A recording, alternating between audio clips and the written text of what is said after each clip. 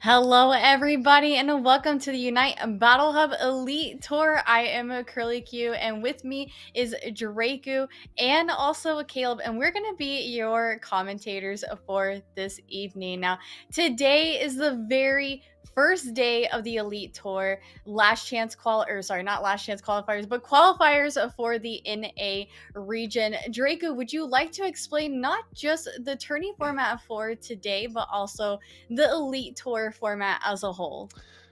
It is a bittersweet goodbye to some of our mainstays here for the United Battle Hub. That is the Double Trouble and Open Series. But again, paving the way for something new, something to sprout up for the spring of this new year. If we can go ahead and take a look at the format of the Elite Tour, it's quite a long one. It's a month-long tour for us here at the United Battle Hub. 2 qualifiers, two from each region, 2 for NA, 2 for EU. The last chance qualifier is quite in the middle of the month, and so each winner of each individual qualifier and 4 teams from the last chance qualifier then qualifies for the main event at the end of the month, and that is a total of 8 teams from a round robin to a double elimination at the very end, and whoever wins that main event, of course, gets that $500 prize pool at the very end, Curly. Yeah, so we have so many incredible tourneys a part of this whole event. And very excited to be covering it with you all. Caleb, would you like to share any of your expectations? I know since EUIC, there have been some roster changes. Any expectations that you have going into this evening? Yeah, I mean, I think EIC was a good place to kind of shake up some of the North Americans thinking, they won Worlds for the past 2 seasons, but I don't know. Some people doubting that North Americans could do it for a third time. So this is a great way for North American teams, or just teams actually, whenever we go to other regions, to practice for UCS for the official formats as well, and test out different team comps. So I think we have our first two teams right here on screen already in the draft phase, version 1 versus E-Kittens. I do like kittens. I do like cats. So I might be subtly cheering for one over the other. But we got Buzzwole and Hoopa Band from version 1. And then we got Mimikyu and Leafeon Band on E-Kids side. All right, Draco, what do you have to say about those bands? And also this first pick, we've been seeing the double defenders so much in the current meta right now. I think it's no surprise that we are seeing that first pick Blastoise here. But what do you have to say about that? Yeah, pretty conventional band from both of these teams. I would say the most interesting band is maybe the Hoopa. I would say Hoopa right now is in a very, very good position in the supporter role with the most recent nerfs to Clefable. And then, of course, as I'm sure you know, defenders are in a supreme role, as it always has been. So not surprised to see a double defender on the side of version 1, by the way. But curious to see where this Blastoise has gone. I know specifically for North America, they've been pretty conventional with their Blastoise build, but with the recent EUIC, a lot of the NA and EU teams recently gone up against the Asia teams who loves this Hydro Pump and Rapid Spin Blastoise, which I believe this moveset that Dark Blue has is leading to. So it's going to be very interesting to see where this Blastoise goes. But looking at both these teams, pretty conventional on both sides. Again, I think the more interesting stuff is Relentless on this Scizor Scyther. Most likely is going to be a Scyther. And then, of course, the Blaziken with Gengar level 100 picking up that character. Alrighty, well, as we wrap up this draft phase here, I'm gonna go ahead and let Draco and Caleb take it away. Best of luck and have fun. All right. And so once again, this is a best of 3 series, but this is of course a single elimination bracket throughout the day. So if a couple of Rayquazas don't go your way and you get down in your first game, you're already going to be with your backs against the wall with elimination from this tournament. So high stakes already going into the first series. Yeah, not a lot of room for error makes these games very exciting. I think sometimes when they're not maybe double elimination brackets or even best of 5s, people just mess around, play with some spicier team compositions that probably aren't as good on a competitive level.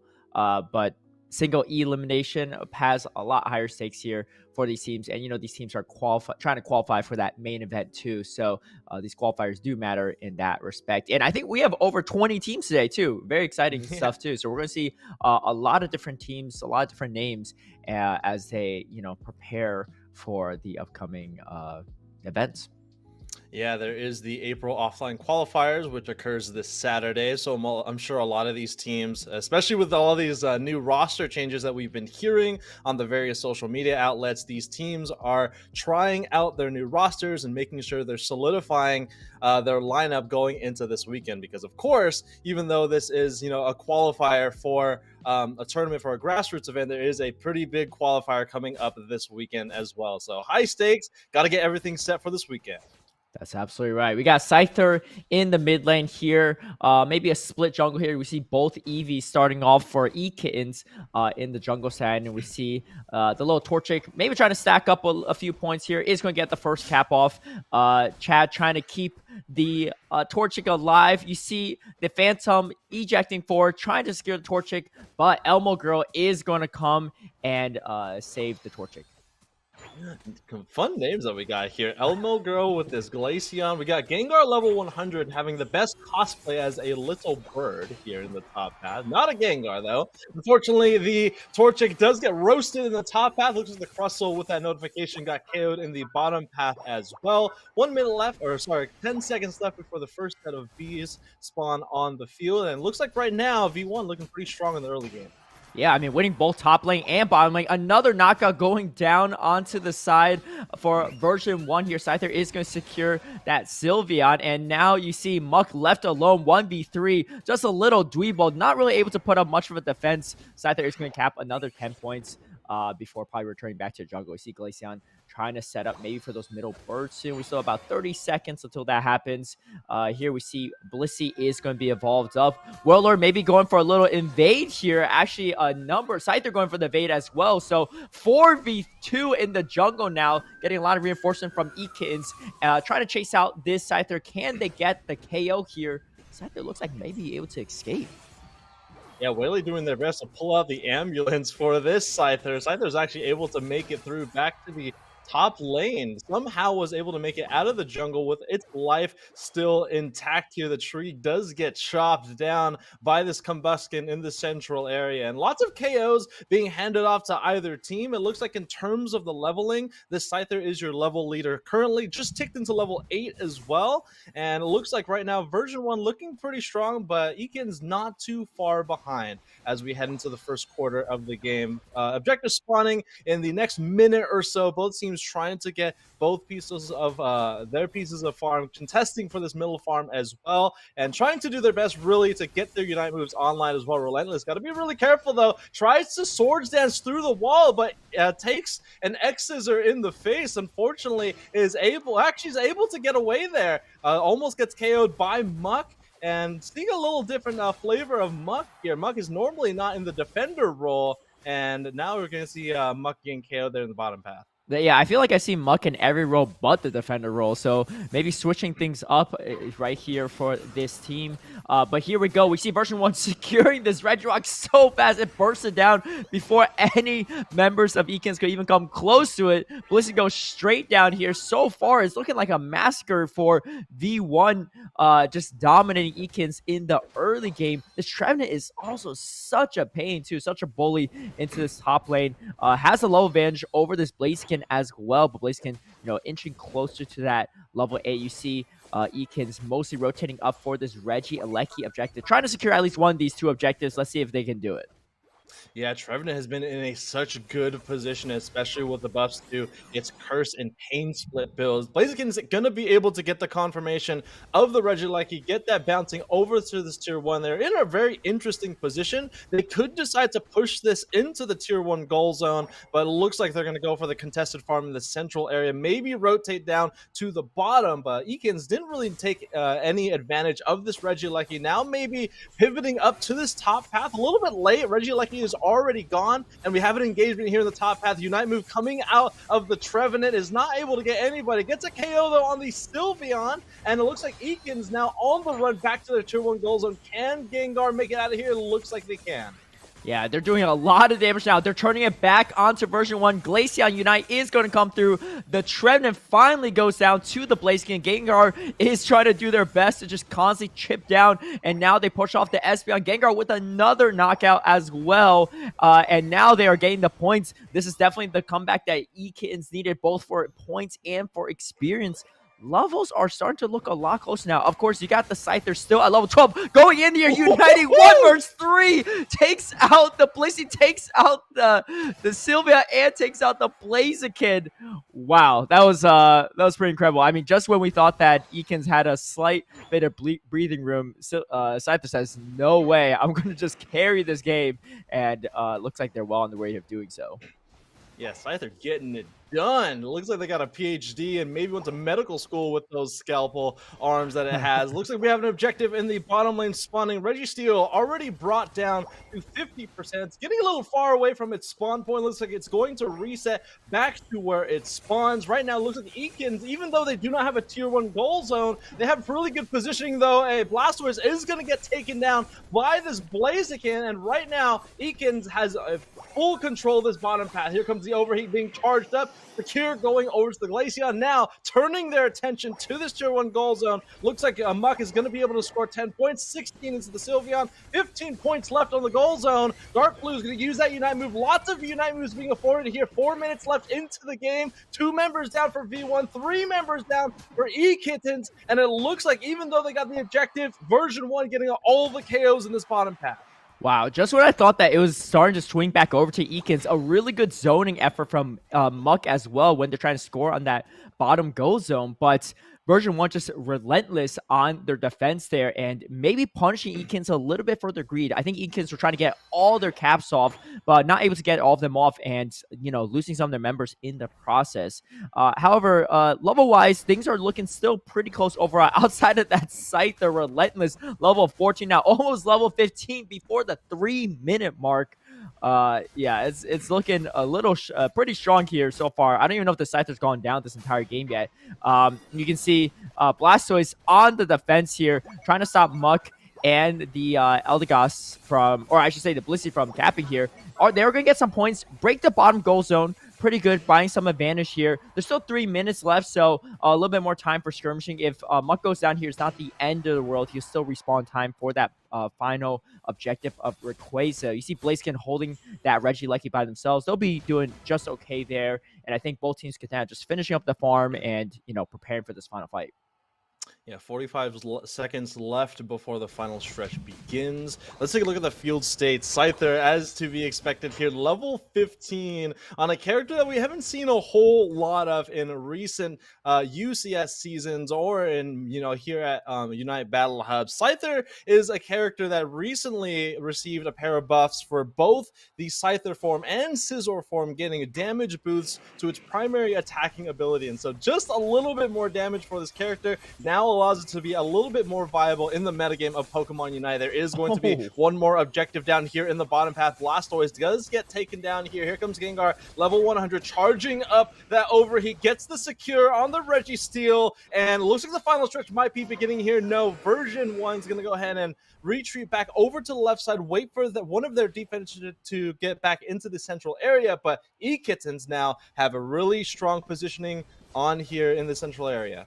They look like they might be looking to potentially flip this. I mean, between the rip potential of Glaceon and Sylvan, that is possible. But no, they're just trying to get good positioning. Really good so far. Oh, and they trapped the Blastoise. Blastoise, I think, ejected back maybe and then went for a surf. And now the Hydro Typhoon comes out, knocks up a number of members from Ekins, but just not enough follow-up damage so far. Where's the Scyther as Relentless in the back lines is ripping people apart here. 3 go down already. Relentless looking for more, though. How do you take Relentless down? You have Defender and a healer. It is not looking good. Eldegoss is going to secure the objective, and another knockout goes over to the side of Relentless and takes out the... I mean, pretty much a penta right there for Relentless. Just a little bit of time between those final 2 knockouts, but wow. I think that the back and forth between the 2 teams was definitely there, but there was nothing stopping Relentless that entire game. Yeah, Relentless literally tipped the scales in every single engagement. When Relentless wasn't there in a 4v5 situation where Ekins had all 5 of their team members, as soon as Relentless came in to sweep the rest of the team, it was over. I mean, Scyther, the way that it works is that you get all those resets on your dual wing beat every time you get a KO on a marked target. And so as long as you're able to get those resets, you can get some really impactful moments with this character. Let's go ahead and take a look at some of the numbers as we finish our first game here. As you can see, Relentless, 76,000 damage. That is your experience and damage leader of the game. And, in terms of team composition, I do really like Ekins' team composition. Like you were saying, Caleb, you pointed out that they have really good rip on their team. They had really good secure, one of the best securing tools in the game, which is that Blaziken's overheat. It went to their advantage, but in terms of team fighting, anytime that Relentless is on the field, well, quite like his name, was relentless the entire game through. Yeah, I mean, it seems like Relentless was able to just do whatever they wanted in that game. 13 knockouts in the game. Here we see the 1v3. Absolutely insane. Take out the Sylveon and the Blissey. Blaziken running for their lives, not able to get out. Really great engages from the Blastoise as well. Laguna on the Blastoise throughout, just buying their team a lot of space so that, there's not much attention on the Scyther in the back line. Dark blue as well on the Trevenant, just being such a nuisance for the team of Ekins. They just kind of can't really avoid the defenders on the side of version 1, and then meanwhile you see Relent just shredding through the back line. 13 knockouts, almost doubling the total knockouts of the side of Ekins by themselves. So fantastic work from version 1 in game number 1. Ekins, they definitely need to think of a different game plan and strategy for game number 2. What do you think they're going to make as an adjustment, Draku?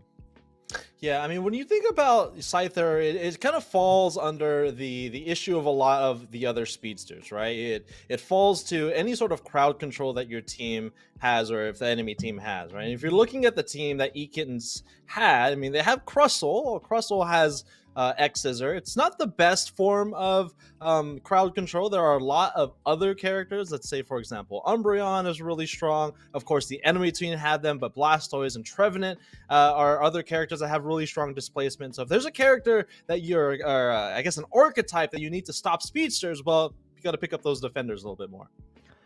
Yeah, and we see the bands come out. It's going to be, whoa, look at that respect band. I like it. The Scizor / Scyther band from eKittens. That's one way to stop Relentless from doing the same thing in game number 2. But I'm sure there's a lot more other Pokemon up Relentless sleeve to a pilot for game number 2 here. We see Dark Blue pick up the Blastoise and then the Eldegoss as well.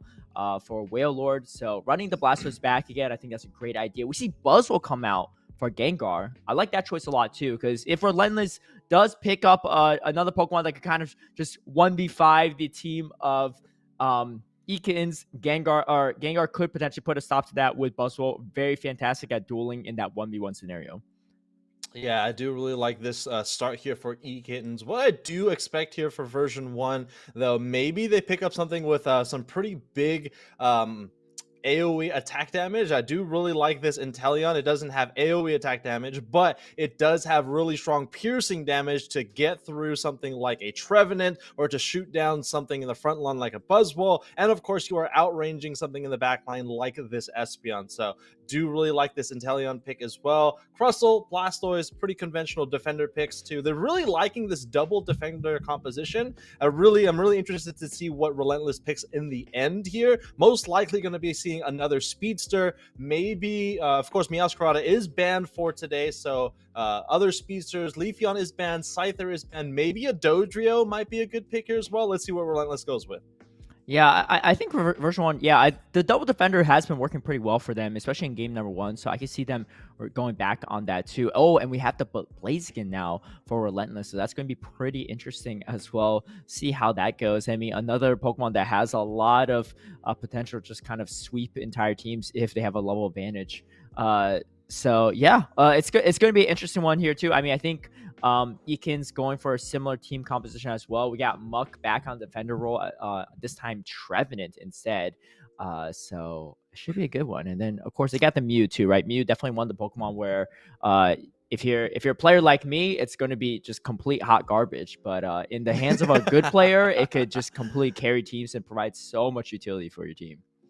You know, I say this all the time in the current metagame of Pokemon Unite. I really love where the metagame is at the moment because of how strong these characters that have high technical skill ceilings, like Mew, Blaziken, and Inteleon, they require a lot of technical prowess to do really well with them. And again, they have a pretty high entry level as well. Again, you have to be really good with these characters and your skill shots to make them do very well. And I like to see them at the highest of their respective classes because, in my opinion, I think characters that require more technical skills should be the most impactful in the game.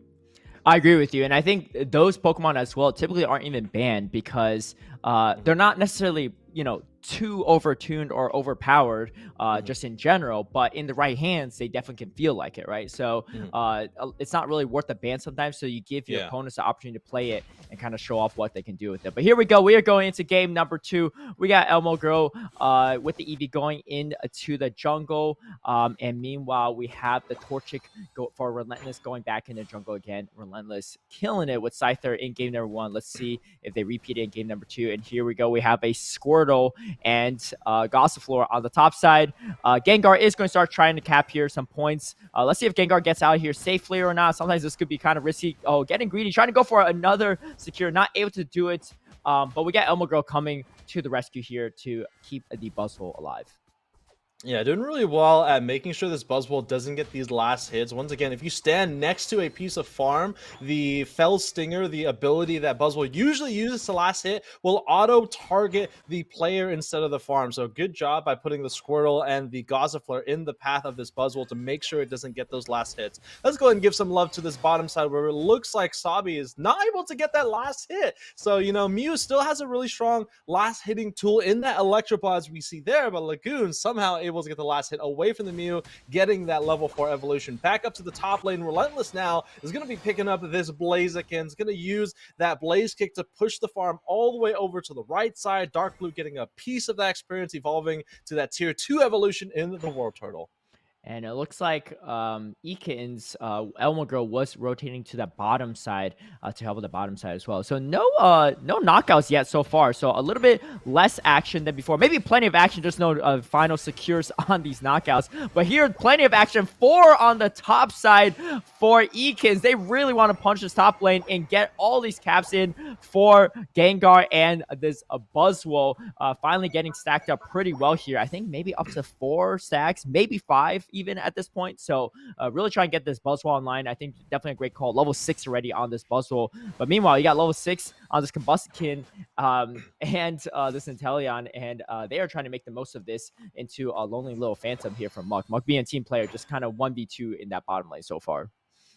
Yeah, as the meta evolves in Pokemon Unite, what we've been seeing recently is a lot of teams prioritizing this top lane to make sure this Regieleki that spawns throughout the game has more value, right? We always want to see that Regieleki going to the tier 3, acting as a sort of win condition at the very end of the game. So very commonly, you'll see teams rotate fully into this top path with a Hoopa, or sometimes manually here by rotating and walking through the central area to get a lot of players up into the top path. Let's go ahead and take a look at this this engagement down here in the bottom path. Buzzwole and the War Turtle staying in the top path, pretty conventional there. 4 team members in this bottom path. I do want to give this version 1 team that they have right now the advantage in this bottom path. They have Rip, they have Secure. Let's see what E-Kittens can do with it. And here we go. They are going to try to rip this down, but Eakins come in, and Espeon going to unite in. Disruption for the team. Not enough, though. Blaziken is going to secure for the side of version 1. I mean, only 3 members of Eakins there to contest that bottom objective, so numbers advantage was on the side of version 1. We got Snipe Shot and Teleon here, just poking away with the damage. Meanwhile, we got Gengar versus Blastoise on the top side. Dark Blue trying to stay alive here, pushing Gengar back. Oh, surfing away before the Pineapple Bears are secured. Can you take out the Buzzwole before they take you out? And it looks like, just barely taking out the Buzzwole from Dark Blue. Really good secure there, because I think at that point too, Blastoise is going down anyway, so might as well take Buzzwole with you if you can. Yeah, it was definitely going to be going down. So going even there was, if anything, to the advantage of the Blastoise. The Blastoise was down a level relative to the Buzzwole, so able to get the KO there was very advantageous. Smaller engagement here in the central area. KO streak of 2 going over to Eakins on the Espeon player. Looks like they're trying to rotate to this bottom path once again. The Regieleki still intact in the top lane as well, so kind of an interesting engagement here in the middle. Most likely going for this bottom path, going for these Swablu's and Altaria on the field. Muck is going to take that over to the left side, and both teams right now having engagements on either side of the map. And once again, Eakins making some interesting rotations to the top and bottom path. I'm not sure if they have a kind of a concrete idea of where they want to be on the map currently. Yeah, it seems like both teams are kind of weirdly split on both sides. Elmo Girl trying to get out there, just barely does, surviving Dark Blue's Blasters. This Blasters have been a huge nuisance for the side of Eakins, but finally goes down to Gengar and their Buzzwole, and Buzzwole just uniting down here now on a rampage, taking out the Eldegoss as well. KO streak of 2. Can you get the Blaziken as well? Really great sidestepping the moves from Blaziken. But here comes Dark Blue and that Blastoise yet again. Surf Hydro Pump and just knocking everyone back. You just can't do anything around Dark Blue and this Blastoise. Here comes the rest of Reinforcements Law coming through. Looks like Elmo Girl is going to try to secure this Regice. Content on giving up this Regieleki at this point in time too. Looks like this is going to go to the side of version 1. So yes, a lot of priority for Eakins to put pressure on the top lane, but looks like version 1 is going to respond. And here comes Azure Spy Vision as well. Unite move from Lock, and they are going to get the 50 cap off after Regieleki goes in. But look like they're trying to find this Mew as well. Can Mew get out? I think Sabi might be able to. Unite is popped, and looks like everyone's just going to go back to farm now. Yeah, able to get a small lead in this top path to get that break on the tier 1 gold zone. Again, what that means, though, it does give a lot of experience over to E-Kittens in the form of those top 3 Indeedis that spawn as soon as you lose your tier 1 gold zone. So even though they did lose a little bit of positional advantage, of course, now they have this, I wouldn't say comeback experience, but just overall experience over to your side of the field. We have about 1 quarter left in this game. Right now, version 1 doing a really solid job of getting a lot of these objectives. As to be expected, like we were talking about in the last game, this Blaziken is doing exactly what it's supposed to be doing, using the best form of secure in the game to secure all of the objectives and getting it done. Last bit of time before to use your Unite moves before the final stretch. There is 2 characters down on the side of E-Kitten's version 1, trying to push the tempo on this tier 1 goal zone. 19 points left here, but Gengar right now doing a really good job at holding off this goal zone. Dark Blue, once again, just being a nuisance in the side of E-Kittens, but it looks like right now V1 making their way over to the right side unless Gengar can pull them back over to the left side. Right now, the Trevenant trying to get the last KO on Dark Blue, and Muck, unfortunately, is going to get taken down there. And E-Kittens right now looking really good here in the last quarter of the game, even though being down a full 76 points. Yeah, this has been like a 3-minute bot lane fight, but I love it. So much sustain on both sides. You got the double defender and Elgas healer for the side of version 1, but you got E-Kitten's Buzzwole and Gengar on the Buzzwole and Muck on the Trevenant. Both have a lot of sustain as well, doing a great job of holding off on that defense and even eventually pushing version 1 back all the way to their own bottom goal zone. Here we see the Blissey actually securing the Regirock, and version 1 content with just letting that go and just going to go for the secure on the Regieleki. Looks like that is going to be taken for sure, running down to that tier 2 goal zone for the side of E-Kittens. Let's see if they're going to try to push this in further or not. I mean, it looks like Gengar and that Buzzwole is ready to defend it. Meanwhile, we get a bottom cap of 96 from Sabi's Mew, so that's actually really good. And now they're going for the Rip, trying to punish version 1 being out of position for this Rayquaza bottom pit. Muck is going to unite here. Buzzwole comes in as well on the follow-up damage, just completely trying to isolate this Blaziken, pushing Blaziken out of the Rayquaza pit. Can they get in for the secure? It looks like Crustle and Lagoon is going to secure the Rayquaza at the very last second. Wow, oh man, E-Kittens did a wonderful job at trying to keep Relentless out of this central area. It doesn't even matter. The Crustle putting them in the Crussoleum in the last game of this series. Once again, unfortunately, this is a single elimination game, so version 1 is gonna pocket all of these points here and most likely retreat over to the right side of the map. But once again, I thought E-Kittens did a splendid job at keeping the primary secure on the enemy team, that is Relentless on the Blaziken. Did a splendid job, but unfortunately couldn't get the last at the very end. Yeah, that was man, that was quite the skirmish there too. A really good positioning from E-Kittens. Honestly, for both Rayquaza fight last game and this one as well. Last game, I think they were just completely outloved by Relentless and their Scyther, but this time around, they definitely had a very solid fighting chance, punishing version 1 for not being in that Rayquaza pit, but just was not able to. They did isolate the Blaziken, but Relentless was not able to secure it, but it was going to be Lagoon and that Crustle that secured it at the very last second. So heartbreaking for the last few seconds for E-Kittens, but very valiant effort for them in round number 1 in version 1 moving forward in the bracket. Yeah, this is just kind of telling as to the metagame has always been shifting, but if there's one thing that's always been a constant, is the strength of characters that last hit things. In year 1, we saw it with Dragonite. In year 2, it was Red Bear or Dark Urshifu with their Wicked Blow, and now we're seeing it with other characters like Blaziken, for example. We always see it with the Urshifu, but more recently Dragonite as well from the Asia regions, as we saw in the EUIC. But once again, a lot of these teams are prioritizing their ability to last hit objectives, because once again, Rayquaza is a very powerful tool to win the game at the very end. Yeah, absolutely. And, honestly, looking at the gameplay here, I love the kind of the teamwork from version 1 throughout these games, right? They're playing their roles really well. You got Lagoon and Dark Blue on those defenders just being a complete nuisance, constantly zoning the opponents out and, CCing them. We got Willow just dropping heals nonstop. Meanwhile, locking the back end, poking away, and then we got Relentless in their face, trying to secure stuff and just completely take out the opponents in these skirmishes. Just fantastic gameplay from both teams. Yeah, unfortunately, this is a single elimination tournament for today. So eKittens is unfortunately going to be bidding an early goodbye to the tournament as version 1 does move forward. Again, we do have 2 qualifiers. So if teams don't make it into today's make it into the main event through today's event, they of course have 1 more chance, or I guess 2 more chances. The North American qualifiers number 2, and then the last chance qualifiers in the middle of the month as well. That's right. So still look out for eKittens. They may make a return in a future tournament, but I believe we're going to take a quick break before we go into round number 2.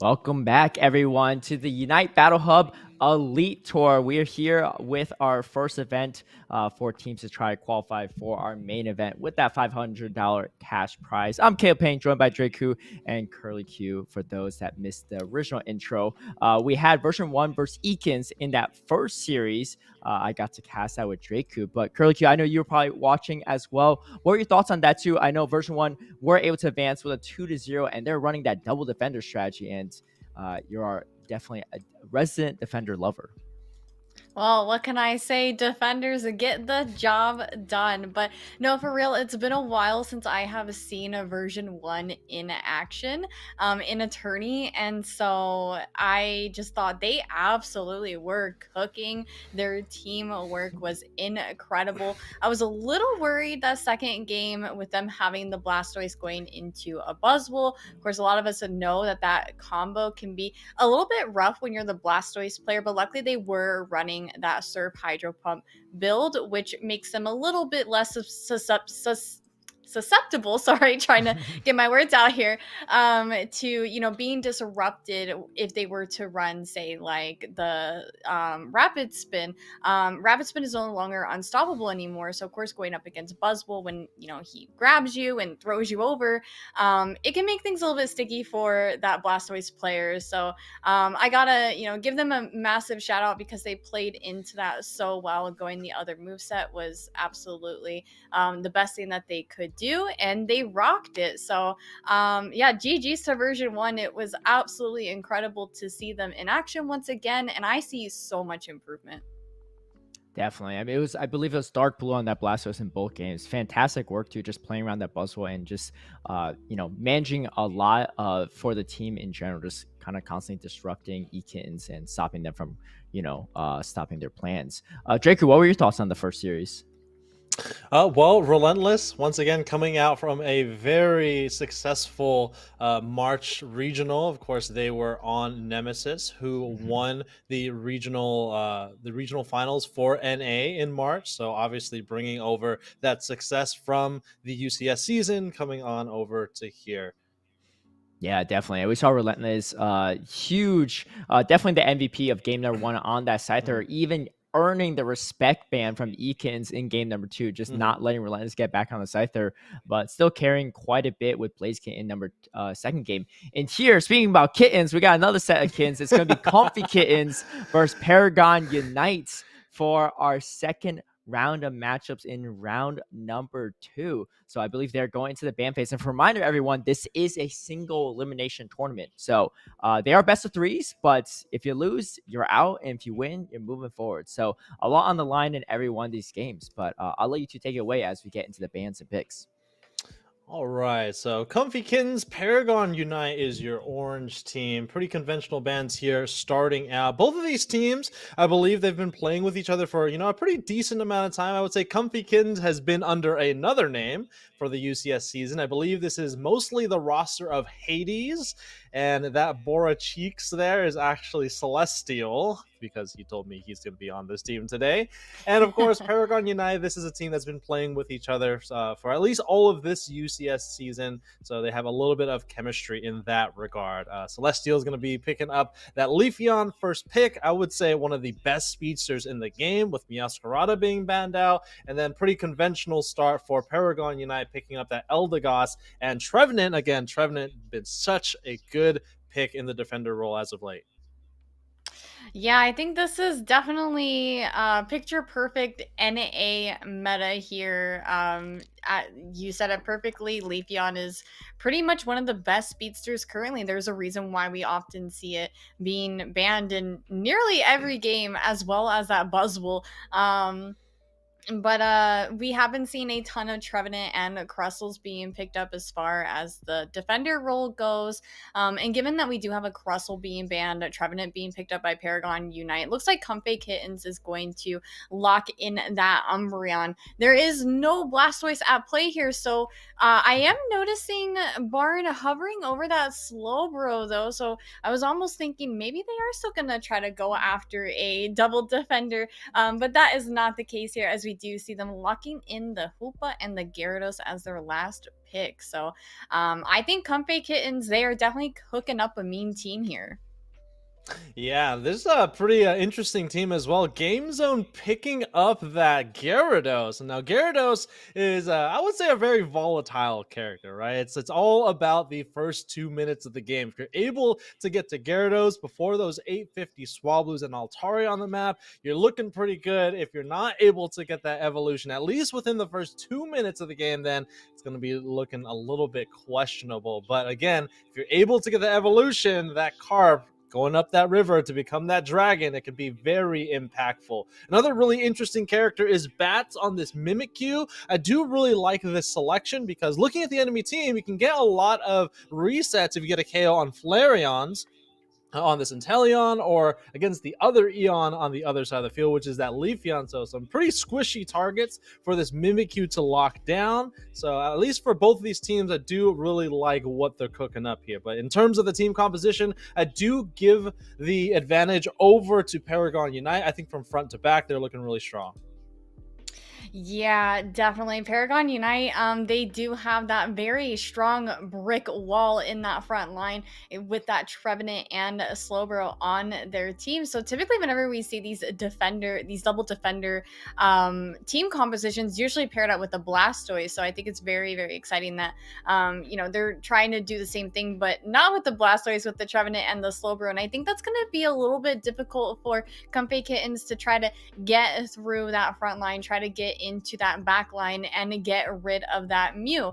Both of these teams have two very strong back liners, Paragon Unite with that Mew and also the Inteleon from Comfy Kitten. So I think both of these teams, I like both team comps here. I can't really pick a favorite here. I think they both are going to be capable of doing some crazy things in this match. So we'll just have to see how things kick off here as we are in this top path here. Of course, Magikarp is going to try to evolve as quickly as it possibly can. So what Paragon Unite wants to do up here in this top path is try to steal away as much wild Pokemon as they possibly can and try to put off that Gyarados evolution as long as they possibly can. Yeah, this is pretty conventional start here with a Gyarados on your team that is usually trying to pick up this Leafeon early in the central area, get that level 4 evolution early to make sure they get up to the top path to help out this Magikarp and get that effort gauge a little bit higher before the 850 birds spawn onto the field. We don't have visual on the Magikarp's effort gauge. Yeah, look at this. Already 75% of the way through for this effort gauge. And now looking at this top path, or I guess this bottom path, a lot of the team members rotate up to the top path. Sleepyhead's the only one down here. It looks like they're going to be forced to use that eject button to get back over to the right side. A little bit of a miscommunication there. Ducky used that foul play, knocked them out of the range of this Leafeon's Solar Blade and was able to escape and actually get a score here. Leafeon heading back over to their central area. And Magikarp, though, still looking like a little fish. Yeah, there are definitely some interesting things going on in this match so far, but we should see that Gyarados on the line here soon. I think as long as they become a Gyarados before the clock strikes that 8-minute mark, I think they will be just fine. But they're going to want to pick up some slack because you kind of do want to see that Gyarados already on line here. Now, we are going into that central area there for the 8-minute Altaria's here, and I could not tell you who got away with most of that experience, but it looks like we are getting in some of those snipe shots and trying to do as much damage as we possibly can while everyone here is together. But now we are dividing into the top and bottom paths here. We're going to go ahead and break this top at tier 1 with a 20-point overdunk, I believe. And we've still got Trevenant going in on that tier 2. Of course, it had the opportunity to get in that small little dunk. I cannot confirm if they are stacking. I'm just going to assume that they are, which is why they saw value in that 5-point score there. But meanwhile, in the bot path here, we just have some crazy battling going on just before our first set of objectives down here. Yeah, it looks like both teams starting to navigate their way to this bottom path. Breaking that top tier goal is really advantageous against the team that has a hoopa, right? So they have this kind of weird placement with the tier 2 goals on in the top lane and then the tier 3 goals on in this bottom path. But of course, both teams right now duking it out over positioning of this Southern Reggie. Play with me is going to pull a blanket over the eyes of one of the players of Comfy Kuns. I actually couldn't see who that Unite move was on before they escaped over to the left side here. Umbreon is going to escape through the portal, get some healing back before taking their place in the front line so that Comfy Kittens can grab this Registeel very comfortingly in this bottom path. Amazing plays coming from Comfy Kittens here in this early game, and they're going to continue pressing their advantage here. They're going to get in some dunks. There we go. Tier 1 is down for Paragon Unite, but that is going to open up their side of the map to some more wild Pokemon for them to get in some levels. Now, there is a small, well, no, there actually isn't any level differential here. We do have a level 10 Mimikyu, so we do want to start seeing some power spikes coming up for Comfy Kittens there. But looks like we might get this pick on this Trevenant by the Leafeon there. Slowbro getting a little bit low too. It looks like Hoopa was able to get the confirmed KO on that and drops down that hyperspace portal. Unfortunately, Inteleon not able to get up into that portal for a quick HP replenish, but that is okay. We do have a Regieleki at the top of the path here, which we are going to start to see both of these teams slowly maneuver their way into position.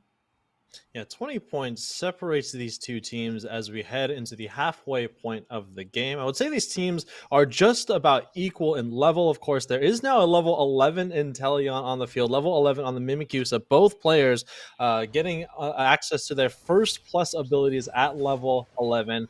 Cram here, not Cram, but this Eldegoss in the top hat. I believe that name is Ice Cram on the Eldegoss. Starting to work on this Regieleki. He's going to use that Unite move, is that Gyarados. Game Zone is going to charge up that bounce once again. Bounce on Slippyhead. And look at this. There is a Yamada play from the Hoopa going onto the tier 2 goal zone in this bottom path. I don't know if they have enough to break it. They do. They have enough to break this tier 2 goal zone. They're going to forego this Regieleki in this top path to take that over to their tier 2. But now take a look at this. Hoopa has made a really solid play to take the tier 2 on the other side and bring the team back over for the defense of their own tier 2 against this Regieleki.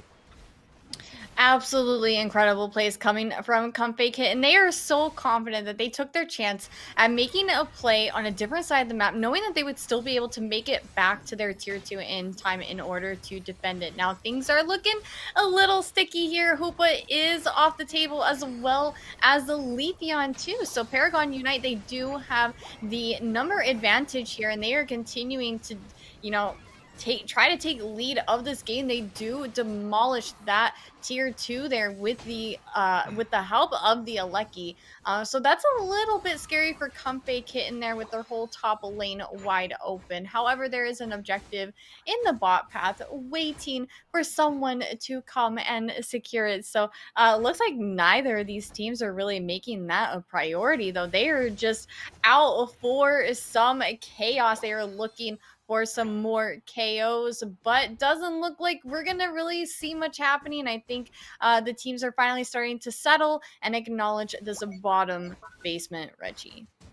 Yeah, there's one more Registeel in this bottom part of the map. It's pretty obvious the teams in what they're prioritizing in terms of scoring. There's not a single tier 1 or tier 2 goal zone for Comfy Kittens, that is your purple team. And then not a single tier 1 or tier 2 for your orange team in that bottom path. Bat Tier is actually going to go for a score on the tier 3 goal zone, and they are going to get KO'd by Game Zone on that Gyarados. Will is going to escape over to the right side of the map, but take a look at this, Curly. There is going to be one more Regieleki in this top part of the map, and if there's one team that really wants it, it's definitely going to be Comfy Kittens, because if they lose this objective in the top path, that means it's going to be heading all the way over to their tier 3 goal zone, and of course that is a potential win condition, especially if you're Paragon Unite. Check out these levels here too. We do have a handful level 13s on the map, and it looks like Oof, we do have the Trevenant getting the secure on the Reggie Alecki. So this is not a good picture for Comfey Kittens. They are either going to have to ignore this and risk Paragon Unite possibly going into their central area to go and get those dunks in, or they're going to have to divide and conquer and try to stop that Alecki and also try to postpone this team fight here. But there's nothing that Comfey Kittens can do, especially when we got the slow beam coming out of the Slowbro to stop any sort of contesting. So that's going to be a huge grab for Paragon Unite. They are going to secure that array. They are going to get in some scores, and looks like Comfey Kittens is outnumbered currently. And that is the power of a tier 3 Reggie Alecki going to your home base, right? It means that you have to respect this Reggie Alecki. You have to go for it in the top path. And I'm sure a lot of us know going for an objective below the 2-minute mark, or at least below the 2:30 and between the 2-minute and 2:30 mark, going for an objective there and losing that objective and a couple of your characters means that they are on KO timers for the Rayquaza that spawns in the next few seconds after that. And that's exactly what happened. Comfey Kittens had to go for that top lane. Reggie Alecki, they unfortunately lost with a couple of characters as well, and Paragon Unite took the advantage and pushed the tempo on the Rayquaza. Push the tempo indeed. That array was gone so fast. I was not expecting Paragon Unite to just completely turn on it and just get rid of it. And amazing call coming from that Slowbro to utilize that slow beam. I could not tell who that slow beam was actually used on, but obviously it was a good call because it stopped Comfey Kittens from being able to have any sort of secure there going into that engagement there. But we are still duking it out here in the top path, and Paragon Unite is continuing to get those confirmed KOs, almost a whole entire team wipe on Team Comfey Kittens. Just a lone Umbreon just wandering around, but there is the team wipe to wrap up this first game. Absolutely an incredible plays from Paragon Unite. Yeah, I gotta give it to Comfey Kittens as well, though. They had some really interesting plays that you can't really do without a Hoopa player, right? So earlier in the cast, I did say something about a Yamada play that is a team, I believe, from year one that made these very interesting plays when Hoopa was first released, where they would take a tier 2 goal zone in the bottom path and then rotate everyone back over to their side of the map with that Hoopa to, get the defense on the Reggie Alecki as we saw there in that game. But as you can see here, margins were very slim between the two teams, 246 to 217 before the final stretch. And of course, we saw what happened in the end there. Losing that fight in the top path just gave Paragon Unite the win condition to win the game after that. Taking a look at some of these numbers here, I would say the numbers are, about equal. Of course, Bats and the Mimikyu is your damage leader of the game at 86,000 damage. But of course, I would say a lot of the team fighting was pretty equal throughout the game. Yeah, I would say so too. It was quite a bit of back and forth, and the levels were pretty even for mainly the whole entire game. Like there was really no definitive team that was leading the game. I think Paragon Unite just had a lot of great decisions going into this mid to late game here, and especially with them being able to break that tier 2. I mean, I almost wonder if it would have been worth for Comfey Kittens to go ahead and be there for that Alecki rather than utilizing that Hoopa portal and going in for those tier 2 dunks, because I mean, yeah, you get some extra scores, but you don't really get much benefit off of breaking that bottom tier 2. So I think Paragon Unite definitely had the upper hand going into that whole situation there, and I think they dealt with it fairly well because, of course, when there's one more Alecki going into your main, that takes so much control away from the other team, and that forces Comfey Kittens to have to deal with that Alecki. Mm-hmm. Yeah, if there's one thing that I didn't pay a whole lot of attention to was after they made the play on that bottom lane tier 2 goal zone with that Hoopa Unite move. I don't know what happened at their tier 2 goal zone to lose their tier 2 to, again, leave their tier 3 vulnerable to that tier 3 Reggie Alecki push. But it looks like even though they made some really cool offensive plays, their defense just wasn't there to defend their tier 2, which again led to what we saw in the last game. But in terms of adjustments, I would say that their team composition was again pretty strong for Comfy Kittens. But I would say just making sure you hold on to some very important goal zones, for example, like that tier 2 goal zone, so they don't set the other team up for win condition like that. Yeah, and I gotta say, Paragon Unite, I mean, they had such a phenomenal Mhm. front line, and that's probably what made that push on that tier 2 possible so that they could get that Alecki in. They were able to get some KOs, they were able to push and shove Comfey Kittens off of their pad to allow access for that Alecki into that tier 2. So yeah, I think it was really just they had such a phenomenal front line, and if you compare the defense between both of these teams, Paragon Unite definitely had a stronger defense, whereas Comfey Kittens, I I don't think there's anything wrong with Umbria. I think it's still a good defender, but I think when you're going up against a team that has two tanky defenders in that front line, it's going to be a little bit difficult for you to also take the defense against that kind of front line. Yeah, as we make our way into game 2, if there's one adjustment that I think Comfy Kittens can make is maybe they should pick up a Comfy. I always like for teams to maybe go on brand with the team or the names that they give. I know Brave Bird Unite, a team that's a mainstay in the Pokemon Unite scene. They don't play a whole lot of Talonflame. They of course they do really successful, but always love to see when teams play the character that is in their names. But going into game number 2 here, conventional bans once again. Glaceon is going to be banned out. I do know that Gulp in a Melon, also known as Water in a Melon, is a very talented Glaceon player. Of course, Glaceon is just a really good player overall, but or very good character overall, but maybe going for a target ban with that Glaceon is a little bit interesting. But another interesting ban, and I would say even more exciting, I don't know if exciting is the right word, but an Absol ban. Huh. Yeah, I don't. Did you see an Absol last game? Because I didn't see an Absol last game. Yeah, I definitely did Um, not see an Absol last game. that is a very interesting ban. Not sure what happened there. Maybe some hesitation, and we didn't get to the proper ban in time. I'm not quite sure, but we'll just have to see how this carries out in this game. But it looks like Comfey Kittens is going to swoop that Eldegoss pick. So honestly, I think when it comes to Comfey Kittens making changes, I think the best thing that they can do is try to take some picks away from Paragon Unite and hope that it does just as good on your team and also hinders the other team without them having it and throws them off of their game plan.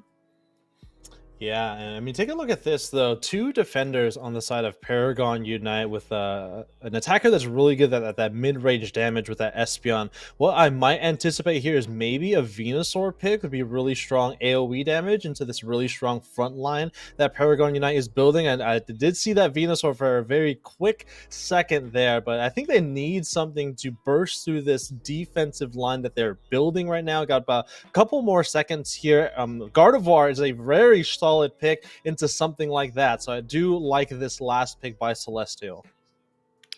Okay, so it looks like we've got a strong back line on the side of Comfey Kittens, and we've got a very strong front line for Paragon Unite. So I think where Comfey Kittens is thinking here is, you know what, if we can't bust through their front line, then maybe we can just do a little bit more damage from the back line. And so we are seeing them swoop up that Mew from Paragon Unite, as well as picking up the Gardevoir as well. So that is going to be a ton of back line damage. But they've also got Eldegoss as well. And even though it is a great healer, it's also really good at chipping down some HP from a distance. So I am really liking these changes from Comfey Kittens. Although I don't agree with the Absol ban, I think the changes that Comfey Kittens has made going into this game too are some pretty great changes.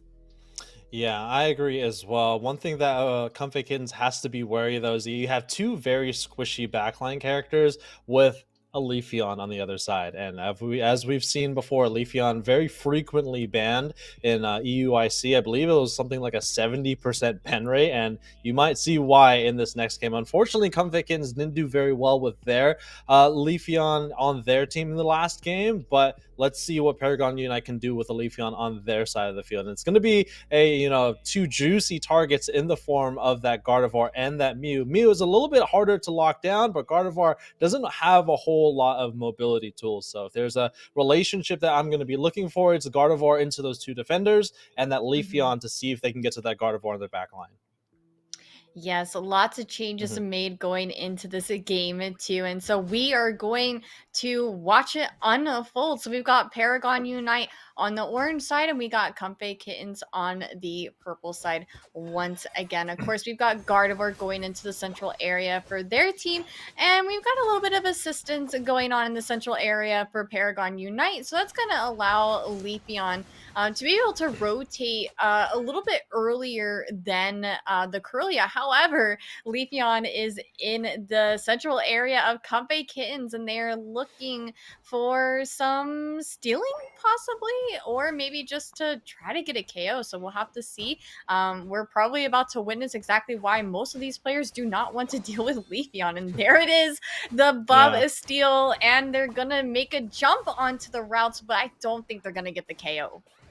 Oh, what? Look at this though. Bats here Oh. is almost getting KO'd here by the Gossifleur. Barnwell is gonna go down for that, unfortunately. There, 850 already on the docket. Swablu's and the Altaria spawning on the field. It feels like a whole lot of fighting has already occurred in this game. Unfortunately, Celestial, aka Bora Cheeks, here on the Curlia, just evolving into the Curlia. But what we might see here is a huge pivot into the central area with the Leafeon and the Hoopa potentially. Let's see what they decide to do here. Of course, characters like Curlia and other level 5 evolution attackers kind of struggles in this middle part of the game, but looks like Leafeon, though, is going to head it back over to the right side. Let's give some love down to this bottom lane. Flareon's on the Mew, and it looks like Gulp and a Melon on that Espeon, getting both evolutions in the bottom lane, so it looks like this Mew having a little bit of advantage there. And taking a look in the jungle, we can see on the map, Bats is once again going in for the steal. They're going to prioritize getting the KO on the Curlia, but also is somehow able to get the red buff as well. Game Zone is here, trying to get the revenge KO. Flareon has the boosted auto with the Electric Ball. It seals out the KO for their team. An incredible backup coming from that Mew, which is a level 7, by the way. So Mew is looking very, very healthy in this early game here. Paragon Unite really is trying to do what they can to set back Comfy Kittens, especially trying to set back the Gardevoir that we should see online here soon. But unfortunately, we do not. We just got some level 7s on the table here. But want to make a point to point out for Paragon Unite, they've got 2 evolutions at level 7. There we go. We've got one at level 8 now. So that means we are going to have a Leafeon Unite move to their usage going into the first set of objectives, though they might just use it up here in this top path. But it doesn't look like Combuskin really wants anything to do with this engagement here. They're going to try to lower that tier 1 as much as they can and set it up for a massive overdunk. Yeah, Paragon Unite looking really strong in this first quarter of the game, 74-9. This is exactly why Leafeon is very frequently banned down. It's hard to go up against something that spikes at level 4 when you have a character that spikes at level 8, that being the Gardevoir that gets that tier 3 evolution, and unfortunately getting KO'd once again there by Paragon Unite. And it looks like right now Comfy Kittens is prioritizing this bottom path. Hoopa there, trying to do their best to defend this goal zone, but it's going to be to no avail. There is the goal zone trying to get the team down to the bottom lane. It looks like a couple members able to go through that portal, but not until Comfy Kittens has brought it all the way down to 1 already. There is, of course, a Regieleki in the top path. Hoopa may be transporting everyone back up to the top path, but Comfy Kittens looks like they're here to stay. Oh, you're starting to see that backline damage coming from Comfey Kittens becoming a little bit of a problem for Paragon Unite. But Paragon Unite also looking to have a repeat from last game, as we do see that they are prioritizing that top lane a little bit more than the bottom in terms of objectives. So definitely looks like they are trying to see if they can do what they did last game, break that whole entire top lane and make a play for that last Aleki to go into the main base. And we'll just have to see if they're going to be capable of pulling that out. But oof, rough fairy singularity coming from the Gardevoir, unfortunately, was not able to hit a single Pokemon on the side of Paragon Unite. But Leafeon looking a little bit low here, of course, with Hoopa by their side. They're going to be able to lay down that hyperspace portal and save their teammates from any knockouts. Halfway through the game, 70-point lead for Paragon Unite. 70-point and 1-game lead, of course, in a single elimination tournament. So, Comfy Kittens, they still got 5 minutes left to go. They still got to get their score line just a little bit higher to make sure they force a Game 3 situation here. Of course, Paragon Unite doesn't want anything to do with that, wants to move on to, I believe, the semifinals of this the event today. Take a look at this. Blaziken's going to do their best to defend their goal zone from this 3-character push to this tier 2 goal zone. 6 points from the Umbreon, which is going to bring it down to, I believe, 36 left on that goal zone. Hoopa, though, is going to weave the signs of Doctor Strange, open up the portal, bring everyone down to take down this Registeel. Charging up that Solar Blade is going to get the confirmation, not from the Leafeon, but another Eon, that is your Espeon. And now they're going to turn their attention to this tier 1 goal zone. But, of course, Comfekins here on the defense, and now turning that defense into offense, is not able to get any KOs. The Hoopa hyperspace hole able to reset a couple of characters, unless the Espeon says something to say about it. They are going to be going down, unfortunately. And even though they did get an objective going over to their side, they did, of course, hand over some experience in the form of that Espeon. Comfy Kittens is looking so much better in this game, though Paragon Unite still has a lead as far as scores go, and a small, tiny, itty bitty small amount of level lead. We got a level 12 Leafeon, but that's mainly it. Otherwise, things are still fairly close in this game. Now, there is an Aleki on the map here, and I did mention Paragon Unite might be looking for a repeat of last game where they deleted the whole entire top lane and sent the Aleki into the main. So we'll have to see if that ends up happening. But we have a massive brawl happening here in this central area. We do have Blastoise getting mean looked. Unfortunately, they're not going to be able to escape that. They're going to have to deal with their time out for a little bit. And they're 1 HP and a dream, Draco, and they are just trying to survive and thrive. Yeah, they're trying to push their lead just a little bit higher, 208 to 124 with 1 minute left before the final stretch. Solar Beam, unfortunately not able to get the KO on the Hoopa. It's a little bit of a tear in my eye as an Advent Mew player as well, having the nerfs to Solar Beam in the last few patches here. Sleepyhead is most likely going to be taken down here. Is going to take a overheat to the throat, unfortunately, in the central area. 30 seconds left before final stretch. Pair of objectives on either side of the map. Right now, looks like Paragon Unite might be prioritizing this top path, but let's see what they roll here in this bottom path. A Regirock is going to be very helpful for something like a Blastoise or a Blaziken that has a lot of self-sustain. But going into the final stretch here, this Blastoise has to do their absolute best at making sure that Celestial on the Gardevoir does not go down here, because as soon as that Gardevoir or this Mew takes an Emerald 2-step, they are going to be saying hello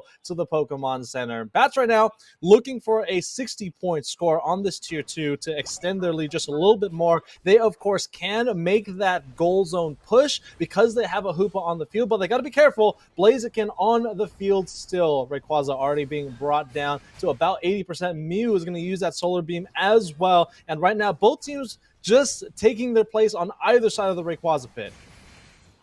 Oh my goodness, these teams are just all over the place, but now we're starting to see a little bit more grouping up, especially from Comfey Kittens here. We got the Fairy Singularity coming out of the Gardevoir, and this fight is in full motion as we continue to have more massive Unite moves coming out. Phantom Force, Hydro Typhoon from the Blastoise there. Hoopa Rings are unbound, and we are creating chaos in this Ray Pit here. Blastoise is off the table. Leafeon is coming in for a respawn, but not before Umbreon gets wiped off the map there. And we're still not fully committed to this Ray just yet. We do have Mew going in for a backup, but they are going to get stopped by Leafeon there. So these teams are a little bit divided here, and they're just trying their best to make something happen. Looks like we are going to do a flip with the Ray here, and the Secure is going to go on the side of Comfey Kittens thanks to Mew. And just as I said, you know, a little bit disappointed that Mew had the nerfs to the Solar Beam. They did, of course, secure the most objective, or the most important objective in the game, that is the Rayquaza. And we're going to see here at the very end, can they get this score line? And wait a minute, Curly, they're going to score 100 here on this Tier 1 Gold Zone. Paragon Unite might still have the lead here. I don't know math, clearly, but we're going to go see the score line at the very end of the game. Who is going to win this game number 2? That was too much math for my brain, Draku. So let's see where it's at. And oh, a 20-point difference. Comfey Kittens sending this into a game 3. Wow. Absolutely incredible. They made the changes that they needed to make. They, copied a little bit of Paragon Unite's homework. They took a couple of their picks away, and it worked out well for them, especially the Mew. And Paragon Unite, I think they were trying really hard to set back Gardevoir from their evolution, but unfortunately it just wasn't that much of a disruption. So, of course, Gardevoir is still going to be able to get those levels and still going to, be able to do that backline damage that it is expected to do. So I think that's really what they needed to do this game. They just needed to have more damage on their side, and especially with that back line. So it worked out very well for them. But here are our replays, but we are going to get set up for our next set of games. So don't go anywhere, or if you do go anywhere, go get some water, take a stretch, and we'll be right back with more Pokemon Unite games.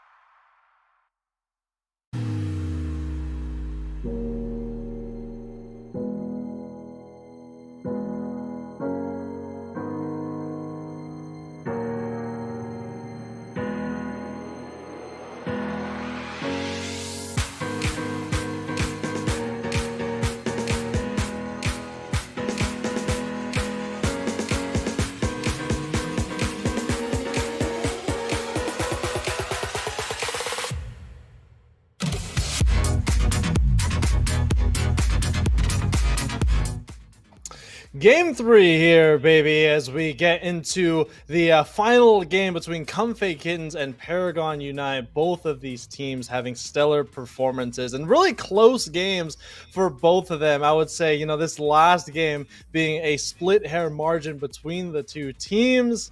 Here in the commentator's desk, it's hard to say any sort of recommendations or adjustments these teams need to make. But, both these teams, really stellar performances from both of them. Let's get into game 3, Curly. Alrighty, I am so excited to see what both of these teams have cooking up. Paragon Unite taking game 1, it was absolutely incredible, but I gotta give it to Comfy Kittens for making the adjustments that they needed to make in order to send this into a game 3. So now this is really going to be the deal breaker. This is it, or else one of these teams is done for the day. So they're going to have to get creative here. We're probably going to see some more, picks being stolen here. Of course, we do have that Mew ban coming from Paragon Unite. They said, you know what? If we can't secure it ourselves, then we're just going to ban it outright. I think that is a very safe call, given that Mew was definitely one of the best Pokemon on the side of Comfy Kittens. But looks like we are going to see Paragon Unite grabbing their Eldegoss again. Love to see that for them. And we might be dealing with a double defender situation on the side of Comfy Kittens. Yeah, looks like Paragon Unite having a really strong start. I would say, respectively, those are some of the best in their respective roles. Crustle and Eldegoss, of course. And, this Leafeon has been selected by both of these teams. Comfy Kittens in game number 1, which they lost. Paragon Unite in game number 2, which they lost. I hope Comfy Kittens can break this curse here in this set between them two, because any team that picks up the Leafeon has unfortunately lost to that game. So we'll see how well Comfy Kittens can do with a second try at that in game number 3. All right, we got Comfy Kittens swooping up that Leafeon, which it didn't do that well for them in game 1. So we'll have to see, how that's gonna play into their team for game 3. But we are seeing Paragon Unite swooping up that Inteleon. Pretty much one of the best range attackers currently. So that's going to be a massive pick. And Draco, we've got a freaking Dragonite here. I mean, it is Year of the Dragon. And of course, I know some of these players have maybe gotten a taste of what a Dragonite can do, especially what they saw Kabi-chans do in EUIC. There was, I believe, a 3% ban rate on Dragonite, and I believe it was a 100% ban rate when they were against Kabi-chan. So let's see what Comfy Kittens can do with their Dragonite. Paragon Unite, though, having a really solid front to back as well. Of course, Inteleon, still one of the best attackers in the game, has a really strong front line in Blaziken and potentially the Scizor, but it's most likely going to be the Scyther. And if it's anything that Relentless did in that first set that we saw today, let's see what Bats can do with this speedster in their pocket. Oh, I am so excited because after watching Relentless on their Scyther, it was so incredible to watch. So I cannot wait to see what Bats ends up doing with this Pokemon on their team. So, Leafeon and Scyther right now seem to be two of the best speedsters currently.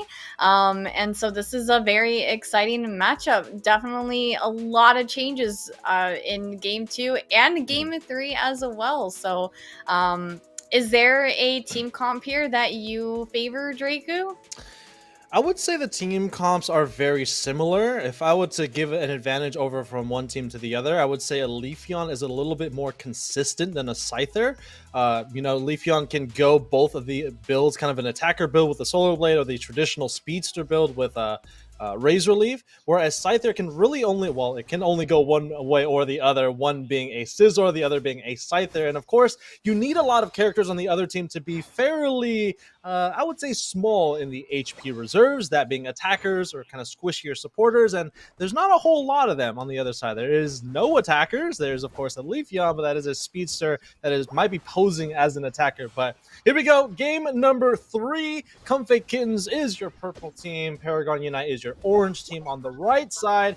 And right now, it looks like Comfy trying to get some scores in the early game, but of course, Paragon Unite might have something to say about it. Torchic in the top lane. In this bottom lane, we have Will on the Inteleon, trying to defend against Ducky, who's going pretty deep here in their speed flux zone. Wow, there is some aggressive plays happening here. These two teams are not kidding around. They are in it to win it, and they are really showing their attitude in this first game, or in this third game, that's for sure. Of course, as I mentioned, this is a single elimination tournament, and it is a best of 3. So this is both of these teams' last chance to prove themselves in order to continue moving forward throughout this tourney.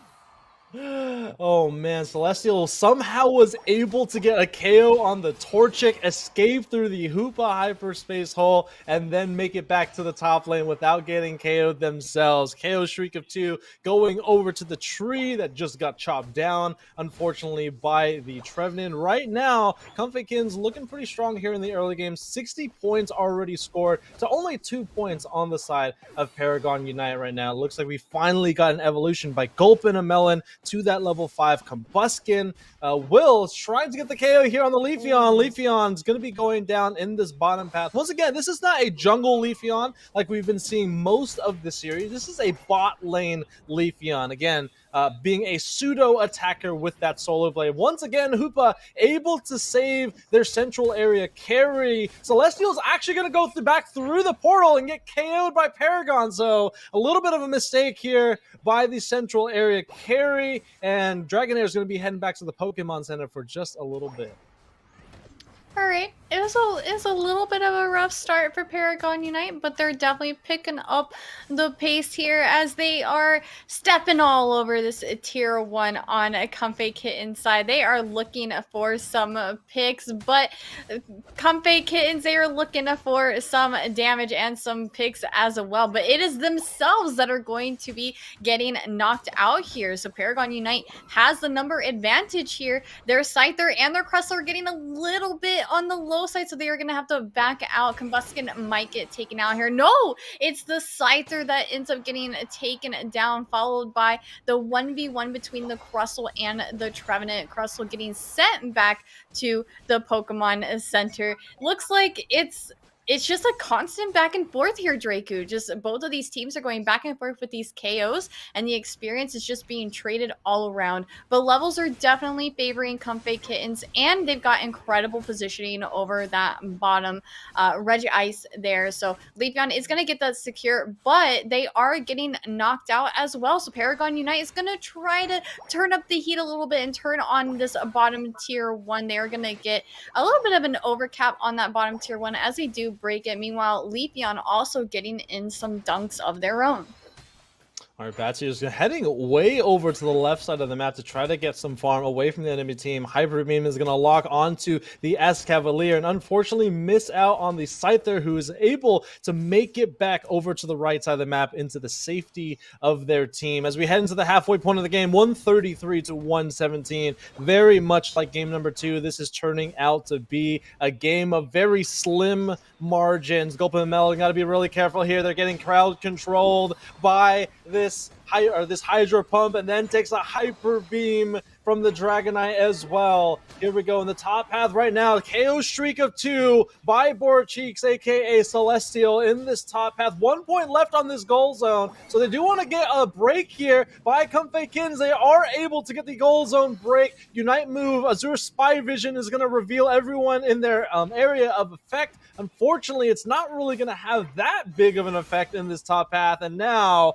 Regieleki taking a bounce over to this tier 2 goal zone in the path of broken goal zones in this top path. Here we go. Huge engagement. KO streak of 1 by the Scyther. Picking up 3 is that Blastoise, but can they get some more here? Blastoise, though, KO streak of 2, and they looking like they want some more. Celestial gets a KO on the Inteleon, and Regieleki still taking a march here to this tier 2, and it's breaking in to this tier 2 goal zone, and all of a sudden, this is looking like a disaster for Paragon Unite. They're losing all the characters, they're losing all the goal zones, lots of points and lots of KOs going over to the left side.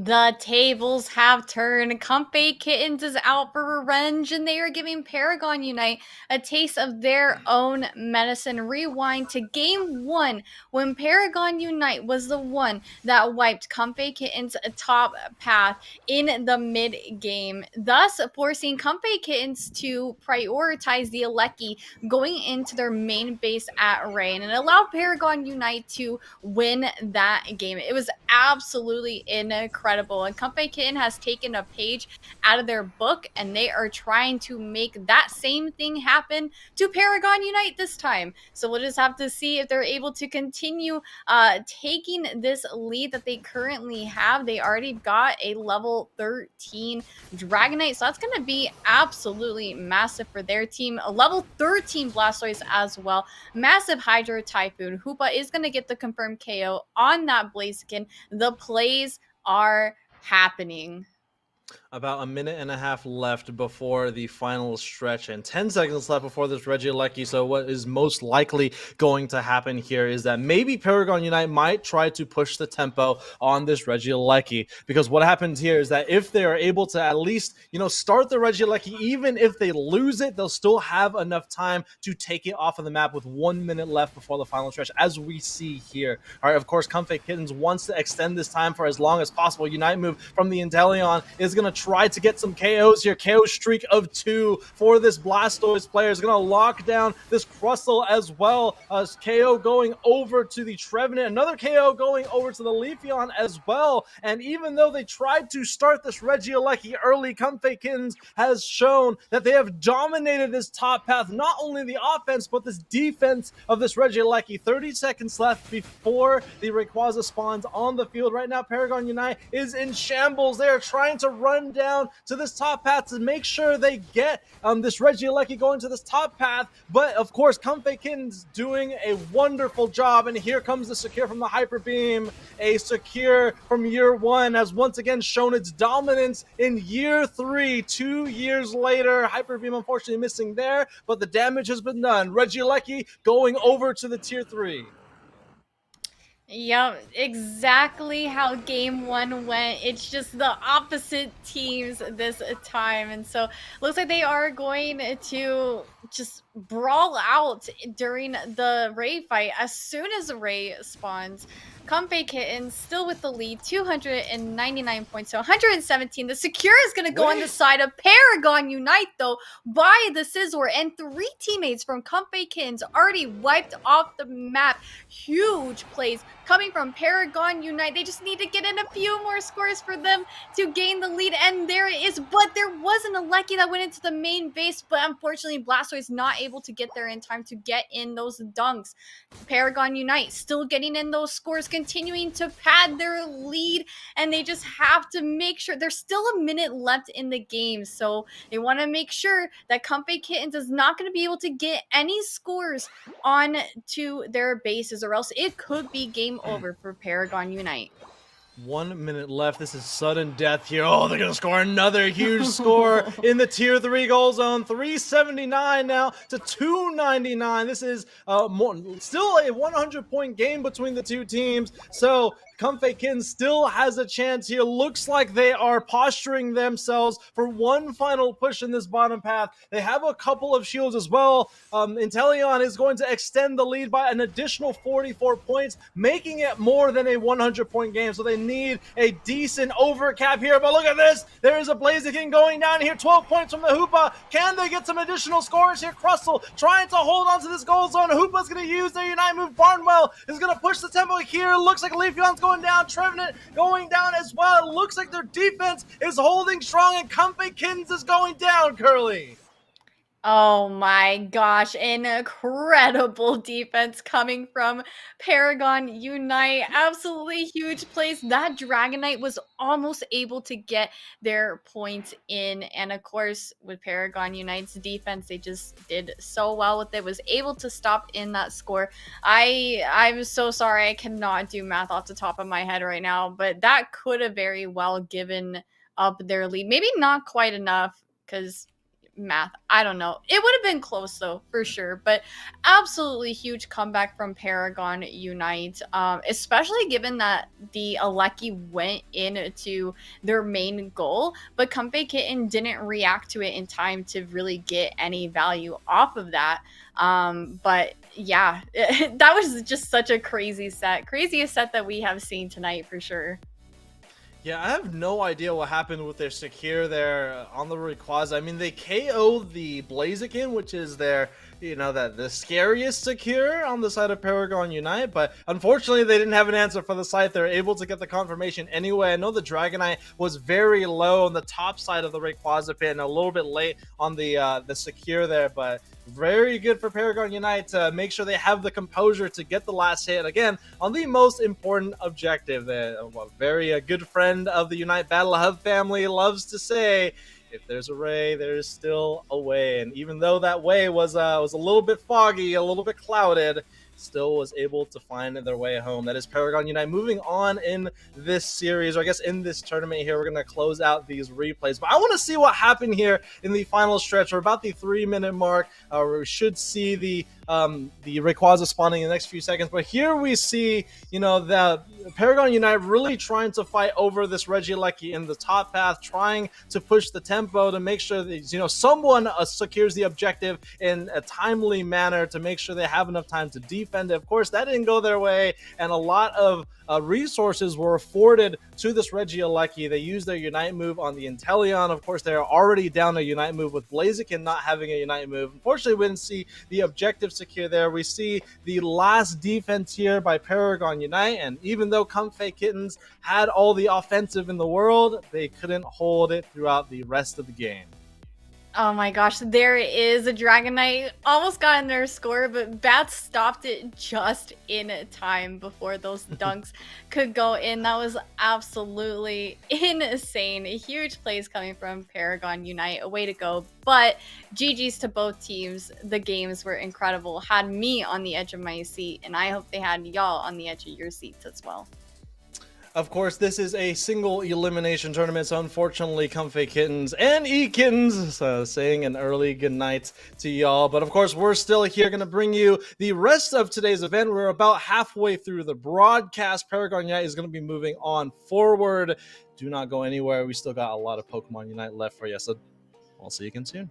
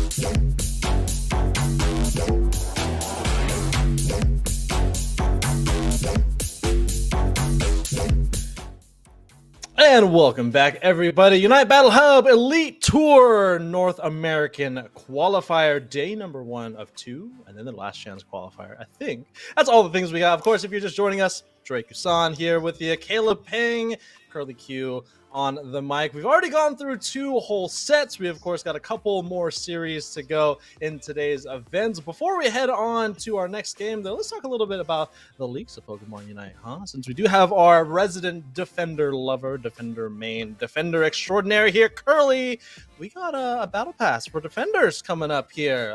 What are your thoughts? Well, we're in draft mode already, but really quick, it's about dang time. Last time we had a defender battle pass, it was Blastoise, but also where's the love for supports? Hello? Okay, I think that wraps it up. All right, here we got Espeon, pretty conventional ban. Dodrio, a ban. That's a really interesting one. I hate to see it, being a Dodrio main myself. And then, of course, we have Buzzwole on the other side, and Slowbro, who's probably going to forget about themselves being banned anyway. But let's go ahead and kick it off to you two. Caleb, Curly, you're on the mics. All right. I mean, I got to say, I feel like the bans today have been pretty diverse. It's not the standard 3 to 4 Pokemon being banned every single round. So interesting to see how that goes, and really great for diversity of picks. But here we go. We got Leafeon on the first pick for Sleeping in Draft. We got Crusto and Mew on the side for Inteku Dose. Yeah, I mean, as far as bans go, it's really interesting now with the double bans because, you can prioritize one Pokemon that you don't want to deal with because it's meta, and one Pokemon that, is a target ban. Someone on the other team that plays that Pokemon really well and you don't want to deal with it. So it makes things a little bit more flexible around here, and I absolutely love it. But Sleeping in Draft looking like they might be opting for that double defender build here. They do have the Blastoise, and usually when we see that Blastoise, we do see a real true defender being paired up with it. Of course, with Anteku locking in that Crustle, that is going to not leave much for Sleeping in Draft, but they're going to end up opting for that Umbreon instead. So that's interesting. I thought they were going to lock in the Trevenant, but Umbreon is still also a very worthy defender as well. Definitely. Going for that double defender strategy with the Umbreon and the Blastoise. Rounding out, we got Zoroark and maybe a Comfey. No, it looks like it's going to be it is a Comfey. Yeah, they just swap places here. So that's going to be interesting. The Comfey on either the Scizor / Scyther or the Zoroark, both very viable options, and it could be a huge pain if you get either of those Pokemon snowballing early on. So going to have to see how that plays around, but sometimes those Comfey strats can really come in handy. Yes, I gotta say, I love how diverse the meta seems now, and it could just be because of the way that the Pokemon are balanced currently, and it also, has a little bit to do with the double bans, as I mentioned. It makes things a little bit more flexible for these players, so it's really exciting that we're seeing so many different team comps going from game to game. So I'm very excited with Anteku. They do have that Comfey that's more than likely going to pair mostly with the Zoroark, but would be really good to latch on to that Scyther when it's necessary. But both of these teams here, they've got some good picks, that's for sure. They're going to be relying, Sleeping in Draft is going to be relying on that Delphox to, do that back line damage. And of course, they've got range from the Blastoise and the Eldegoss as well on their team. So I think, both of these teams have their front to back covered. I think they're both very well balanced team comps in my eyes, and we'll just have to see what kind of plays these teams end up bringing out today. Yeah, it looks like it's going to be the Zorua in the jungle for size of Anteku, and it's going to be the Leafeon on the side for Sleeping in Draft. So going to be interesting. Comfey is going to be on the top side with the Scyther at this moment in time. Squirtle trying to harass a little bit with some poke damage. I believe is able to secure that Bunnelby as well. Comfey going quite low, latching out the Scyther at the very last second. A lot of early pressure already. Leafeon on this top lane early on, getting a lot of points in, 15 points on this top side, and Leafeon securing even more. Oh, Comfey does go down. Ashes is a Gossifleur, so Scyther now by their lonesome in this top pad. Yeah, looks like Sleeping in a Draft went with that strat where they had their little Gossifleur in that central area with Leafeon helping them get to their level 5 there. And of course, that's going to allow Leafeon to have an earlier gank. And unfortunately, Zoroark wasn't able to get up there in time to help out their team. So instead, they're going to rotate down into the bottom path and see what they can do here. Comfy is going to sit on this Scyther at this moment in time. Zoroark is on that bottom side, so best target for this Comfy to latch onto now that's respawned here. And Scyther already popping off quite a bit here. You can see the heal from Comfy keeping it nice and healthy, but Eldegoss is going to meet some of that with some damage as well.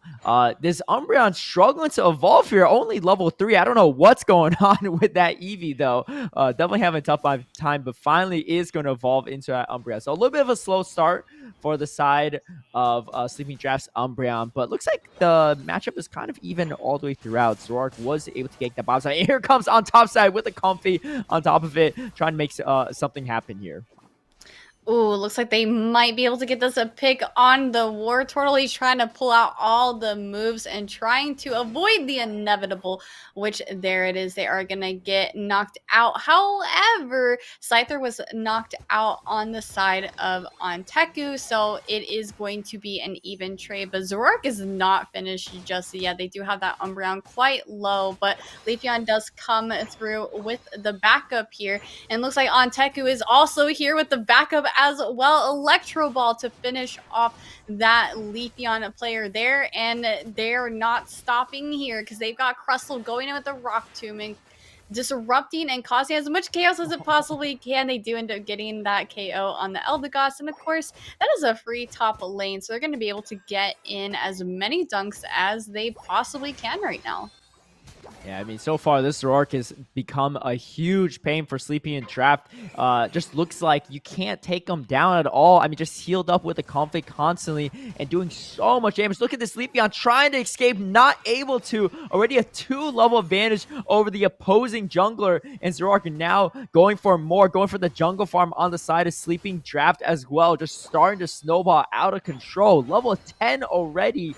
Almost 3 levels higher than everyone on the side of Sleeping Draft. 3 levels or even more even. Delphox is going to be the highest level on side Sleeping Draft, trying to make something happen. You see Zoroark diving in on the Delphox as well, but getting quite low here. Is going to get away to safety though. Yeah, you definitely don't want to get knocked out if you are that Zoroark, because that is just going to give away a lot of experience to the other team. So good job on Zoroark for getting out of there, getting to safety, grabbing a berry, healing up with Comfey. Speaking of, we do have Flowery Fields Forever going down to help support their team with those heals. We do have a full-on fight happening here in the bot path here. Of course, we are kind of separating a little bit. I think Sleeping in a Draft definitely realizes that level 10 Zoroark, maybe we should just get some levels and fight some wild Pokemon instead, so that way they can take on a team fight a little bit later. But of course, as we've seen throughout this whole game, Zoroark is just causing chaos wherever it goes. That central area has been claimed by Zoroark. They have just constantly been in there with their Comfey, trying to gobble up as much wild Pokemon as they possibly can, and they are not stopping anytime soon. The top lane on the side of Sleeping in Draft is completely wiped. This Aleki has to be answered now by Sleeping in Draft, unless they want to deal with that going into their main, which if you're Sleeping in Draft, that's not what you want to be dealing with at this time. No, definitely not. And it looks like Zoroark finally going back to their own side. First time I've seen them touch their own jungle farm since that first minute mark, I feel like. Just lurking on the side of Sleeping Draft. Both top tier gold zones already taken out on the side of Sleeping in Draft. So this is looking really bad because this Regieleki is going straight to their home pad. Meanwhile, they're trying to make something happen on this bottom gold zone. All 5 members here trying to make something happen. Zoroark does come in. Can you pick off the Zoroark though? That's so much comeback XP if you can. You can see the 4 remaining members trying to chase down Zoroark, but Zoroark is going to get away to safety with Comfey still on there. Meanwhile, you got Scyther and Regieleki beating down on the doors on the top side. That's going to go to the home pad if you don't stop it. So you see Leafeon rushing back here, but the points are going to get a little bit out of control if they start capping here. It looks like Regieleki does go in. 44 points for the Scyther, another 19 from the Zoroark. This is getting from bad to worse here for Sleeping in Draft. Oh, that was a little rough. I think the Leafeon was just too hyper focused on trying to deal with that Scyther that they unfortunately allowed that Aleki to go into their main base. Now, good thing for sleeping and drafting. Anteku is quite busy down here in this bottom pass, so they are not going to take advantage of that Aleki going into the main. But we do see Zoroark is down. Comfey was also down. They are respawning right now. Mew also got taken out as well. So that is going to be some good comeback experience for sleeping in draft. So we are starting to see them come alive a little bit more as they're finally starting to get in some much needed KOs for their team. They're definitely they have the priority over this objective. They got the positioning over it. Looks like they are going to give it up just a little bit though as they wait for the rest of their team to unite with them. And I like the play from Leafeon as well. After taking out the Zoroark, scoring 40 points, they're behind on points by quite a bit, so they need all the points they can get before it gets a little too out of control. But here we go, a big fight here for this Regice. And looks like Zoroark goes down yet again, and a huge secure from Leafeon on that Regice. So Sleeping Draft still in it, catching up in experience, almost a team wipe. It's just Mew by their lonesome trying to get out of here. And here we're going to get a big overcap potentially if you could get this 47 and 50 off, and it looks like, yes, that is going to happen. So about 43 points over dunked on that bottom tier 1 goal zone for Sleeping Draft. So they're inching a little bit closer, but the point disparity is still quite big. Here's the thing. If Anteku's do take out this top Regieleki, this could put Sleeping Draft in a really tough position because now you're going to have that Regieleki going into your home pad at the same time the Rayquaza spawn. So you either give up the Regieleki or the Rayquaza in a lot of these situations, and that's not going to be a good time. So they might have to send someone to help defend and hold off the Regieleki. It looks like Blastoise is going to be allocated to that position, or do they just let it go in? That's going to be kind of risky. I mean, at that point, Anteku's could just give up the Rayquaza, and looks like, yeah, Scyther keeping the pressure on is going to go in. But meanwhile, the fight is breaking down here. Zoroark goes down yet again in this Rayquaza fight. Sleeping Draft need this Rayquaza to stay alive. Yes, they do. That is such a strong point lead, but there we go. It is Delphox on the side of Sleeping in Draft that gets the secure. I honestly think I know Anteku was having such a good game, but I think Scyther going in for the dunk on the main base when the Aleki went in was probably not the best call. I think they needed to be with their team because, of course, Sleeping in Draft was able to get some necessary KOs and able to take advantage of that array there. And so they got the secure, and now they're going to win the game. Now, I think what Anteku should have done, either they all needed to be at Ray, or when the Aleki went into the main base, everyone should have gone to go and score because Anteku already had such a massive point lead. And if they would have just padded that a little bit more, then it wouldn't have mattered if Sleeping in Draft got the Ray or not. They still wouldn't have been able to score more points than Anteku had they all gone collectively to go score on that main pad with the Aleki in it. I think that could have still saved them the game, but unfortunately, they just ended up losing that array. And Sleeping in Draft is looking pretty good here. Yeah, they made one final siege there, but unfortunately just not enough. I mean, a lot of Sleeping Draft still had the Rayquaza shield still up as well, and by the time they finally got to that tier 2 go zone, all of them respawned. So a really good comeback from Sleeping Draft. I agree with you completely too, right? You either all commit to the Regieleki push into the middle central goal zone, or you just all commit to the Rayquaza. I think either could have worked, but they didn't really commit to either, unfortunately. And even after a very strong early game from Anteku's, it looks like Sleeping Draft is going to take that game 1. Yeah, and that's the thing, right? Is even if you have a good early game, there's so many catch-up mechanics in this game to help a team that's not doing so good in that early game to catch up for that mid and late game. And Sleeping in Draft definitely took advantage of that. They were having a little bit of a rough start, but when it comes down to it, all that really matters is, you know, those last 2 minutes of the game. That array fight is going to make a huge difference. And despite the Aleki going into their main base, they committed themselves to that array. won the Ray, won the game. So I think in this situation, we really wanted to see Onteku commit to something, as you said, whether it be the Aleki or the Ray. Like they gotta do something, but dividing and conquering there is not going to be their win con. Definitely. And yeah, I mean, you can see in the final scores and the damage. I mean, Anteku's pretty much ahead the entire time. But it was really just that final 2 minutes that things kind of fell apart. I got to give props to Sleepy and Draft as well for just staying in the game, right? I mean, it's very demoralizing to lose the top 2 goal zones and have people have the opponent score over 50 points already, like at the halfway point in your middle central goal zone. But they just kept stay calm, cool, and collected, secured every reg ice in the bottom side. So staying up on like even-ish on levels, and then also just winning a lot of these team fights as well, right? Recognizing where the macro decisions were to prioritize, and of course, winning this final fight at Rayquaza. You got the Delphox securing the Rayquaza as well, and then everyone just retreating to make that final defense as a team.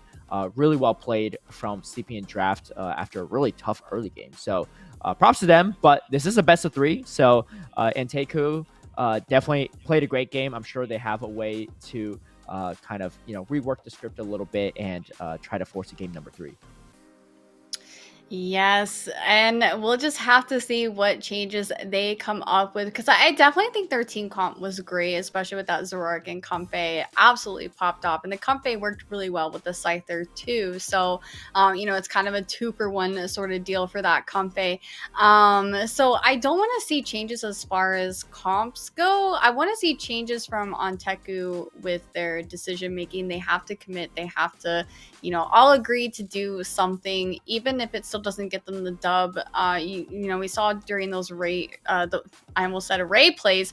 The Scyther came into Ray just as the Ray was getting secured, and so you kind of wonder, like, would this Scyther have been able to make a difference if it was at Ray with its team? Because obviously the score that it got in didn't matter once Sleeping in Draft was able to, get that Ray. So yeah, I think if they had maybe committed to the Aleki going into the pad, they would have been able to score enough points to where it didn't matter if Sleeping in Draft secured the Ray or not. They wouldn't have been able to score more than what Onteku would have had on their scoreboard altogether. But here we are in our ban phase. We are going to ban Leafeon and Buzzwole are definitely obvious picks here, but it looks like both of these teams are also going to ban a defender each. You got Trevenant and Blastoise. So I'd be very surprised to see a double defender team comp here. You could see some surprises here, but with Onteku locking in the Crustle, that's not going to leave Sleeping in Draft with a a great defender pick, except for like maybe Slowbro, but we'll have to see what they end up cooking up here. Yeah, it's possible maybe they go Umbreon as well, but I agree with you. Banning 2 really great defenders right off the bat doesn't give you a lot of options, so might be a priority pick. But no, Sleeping Draft actually going to pick up the Mew and Eldegoss instead. And Teku could definitely go a little bit cheesy and pick up the Umbreon to really limit their defender options. But no, it looks like they're going to pick up the Espeon and maybe Machamp. Machamp would be interesting. But they're just floating around here and seeing how that goes. Looks like they're going to go off to the Hoopa. Always a great choice. Have a lot of utility for the team as well. It's something I'd love to see. I love seeing today is that there hasn't been a lot of Hoopa bans too. So giving a lot of Hoopa action throughout these games as well is really, really solid. And Sleeping Draft opting for the Slowbro, a fantastic defender for sure.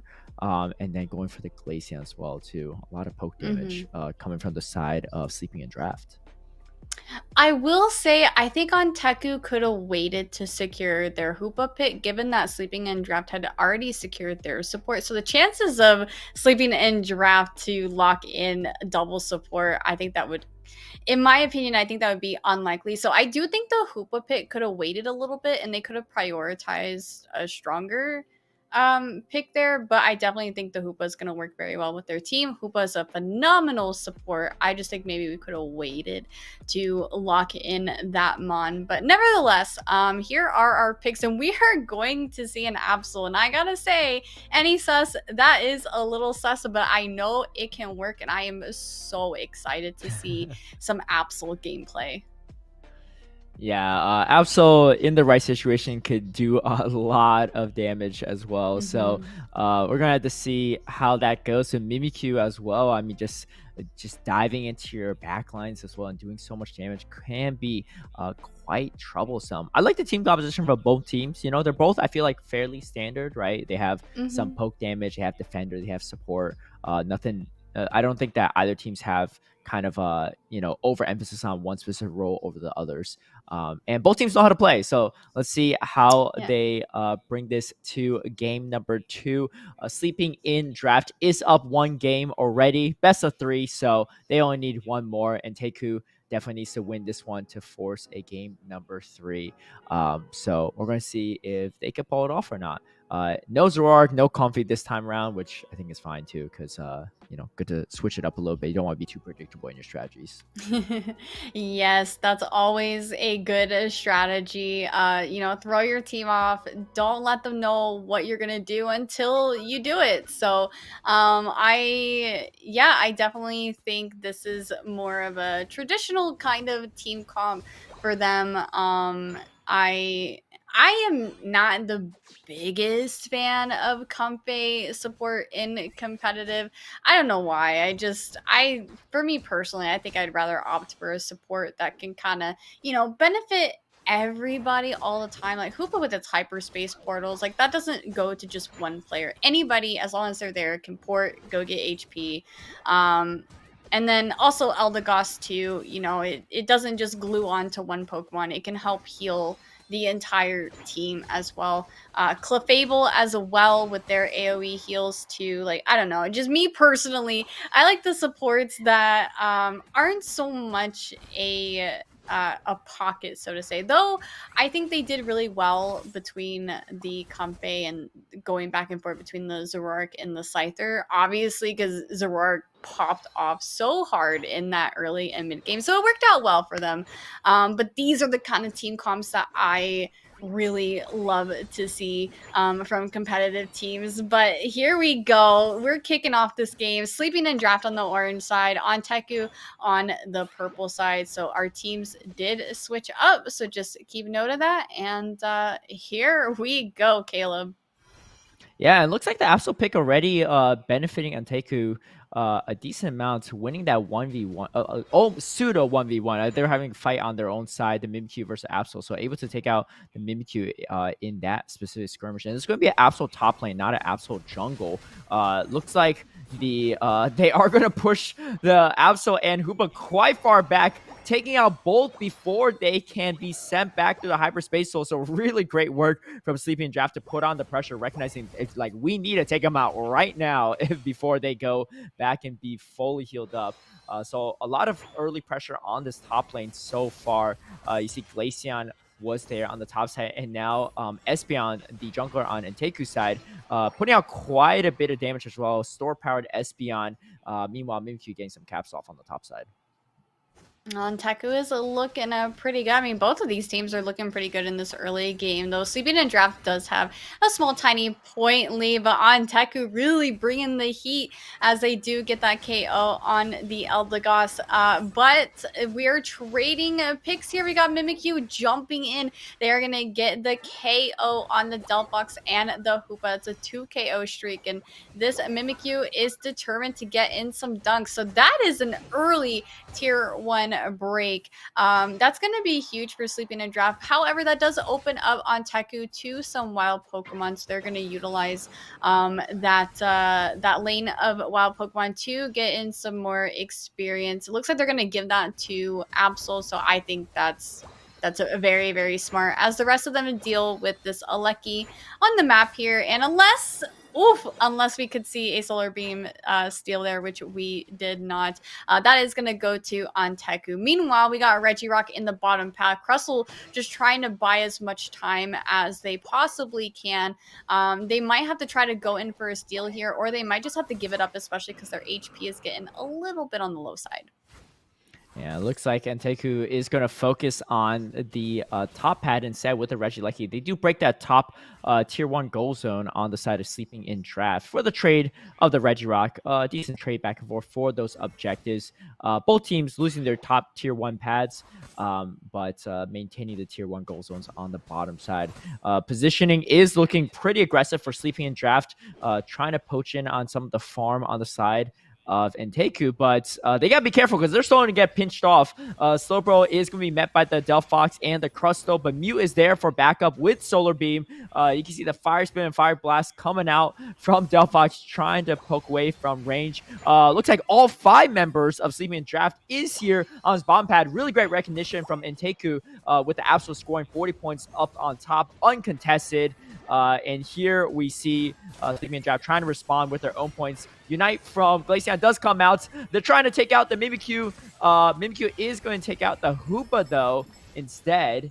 And, well, yeah, sorry. Mimikyu's actually on the same team with Glaceon. Of course, Glaceon's not taking out the Mimikyu, but they are going to break that bottom tier 1 goal zone. And aggressive push from Sleeping in Draft is going to pay off there.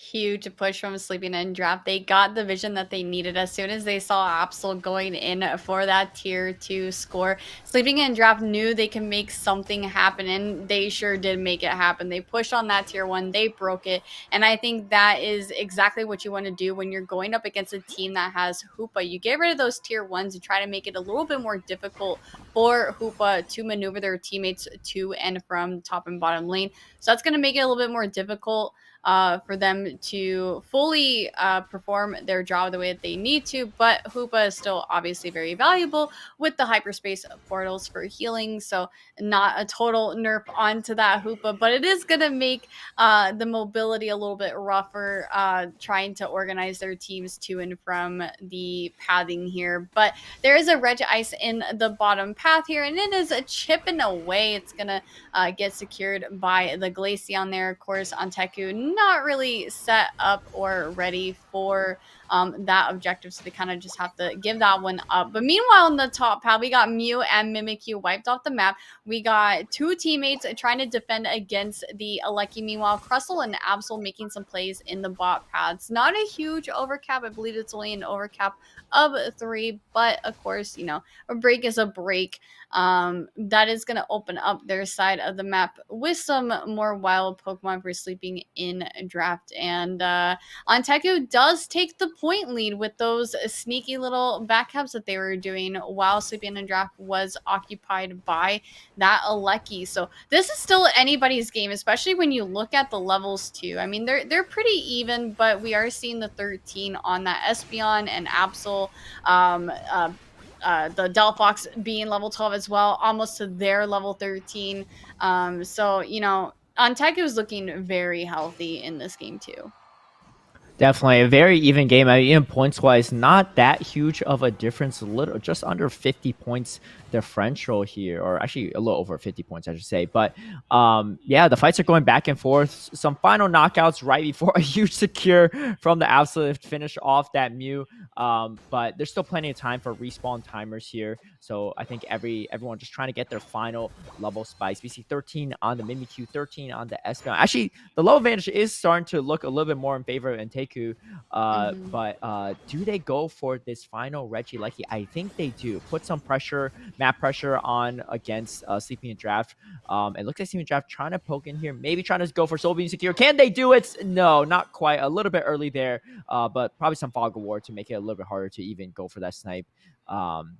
The Delphox is going to secure it, and looks like Sleeping Draft is going to try to defend against Regieleki instead of letting it walk. So this is going to really set up Nteku for a really good positioning. I mean, Mimikyu's already half health at this point, so might need a recall. But meanwhile, Slowbro's getting called out, so forced to leave the Rayquaza pit. And now positioning is looking fantastic for Nteku at the moment in time. But if I recall correctly, Absol just united there, so that's one less crucial unite for this fight.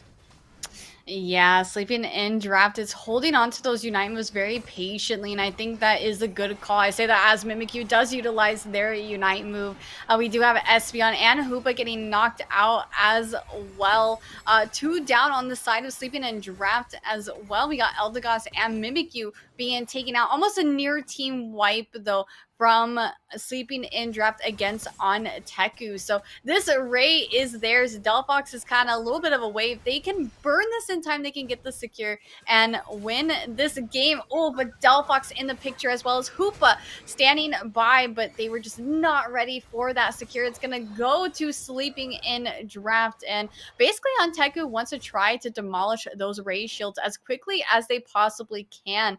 Right now they hold the lead. So if Sleeping in Draft cannot get these scores, and then Onteku will still take the game despite not winning that rain. It doesn't look like Sleeping in Draft is able to make much happen, at least not in that top pad. But Mew still has their shield. We've got Glaceon, Mimikyu also with their shield as well. And there it is. Sleeping in Draft takes the lead thanks to Mew being able to get in that dunk. But the score is still pretty close, but it doesn't look like Anteku is looking to make a counter push. There goes more dunks into that main base there. 467 points compared to Anteku's 302.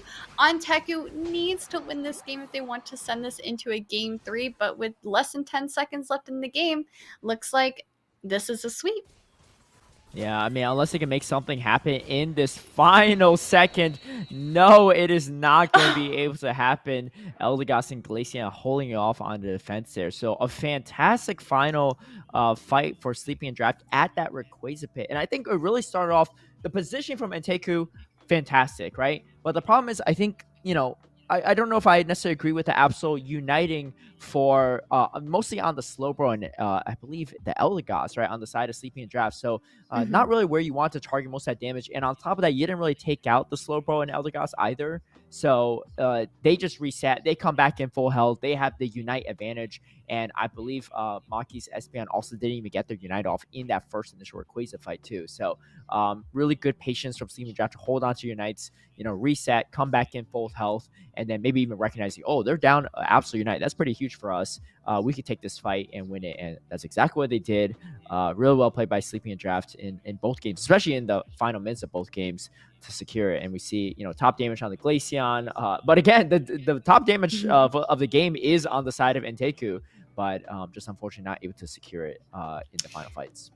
Yeah, I can kind of see what Anteku was trying to do in that Ray fight whenever the Absol went to utilize that Unite move. There's 2 teammates defending against the Aleki. The Absol knew that. It looked like they had tried to make a push. I believe it was the Eldegoss and the Slowbro that were in the bush in positioning for Ray. And so I can see what Absol was trying to do. They were trying to make a push given the information that they had, the vision that they had with where everyone was on the map at the time. But unfortunately, as you pointed out, Sleeping in Draft holding on to those Unite moves until they absolutely needed to use it. Whereas we saw on Teku, Espeon holding on to that Unite move and also getting knocked out. I mean, sometimes it happens to all of us. So, you do have some Unite moves that weren't able to get fully utilized there. But that is going to be it for this set on Teku. We will see you next time. But Sleeping in Draft will be moving forward. And we're going to go ahead and take a quick break as we get ready for our next set of games. So don't go anywhere unless it's to go get a drink of water or a stretch, and we'll be right back with more Pokemon Unite action.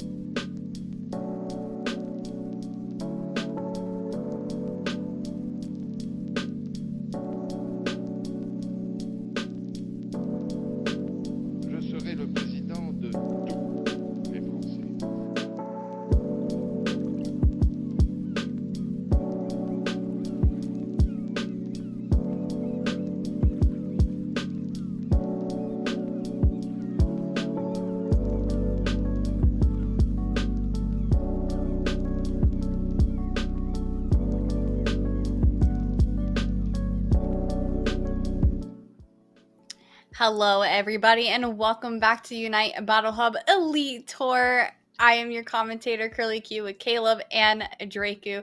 We will be commentating for more games this evening.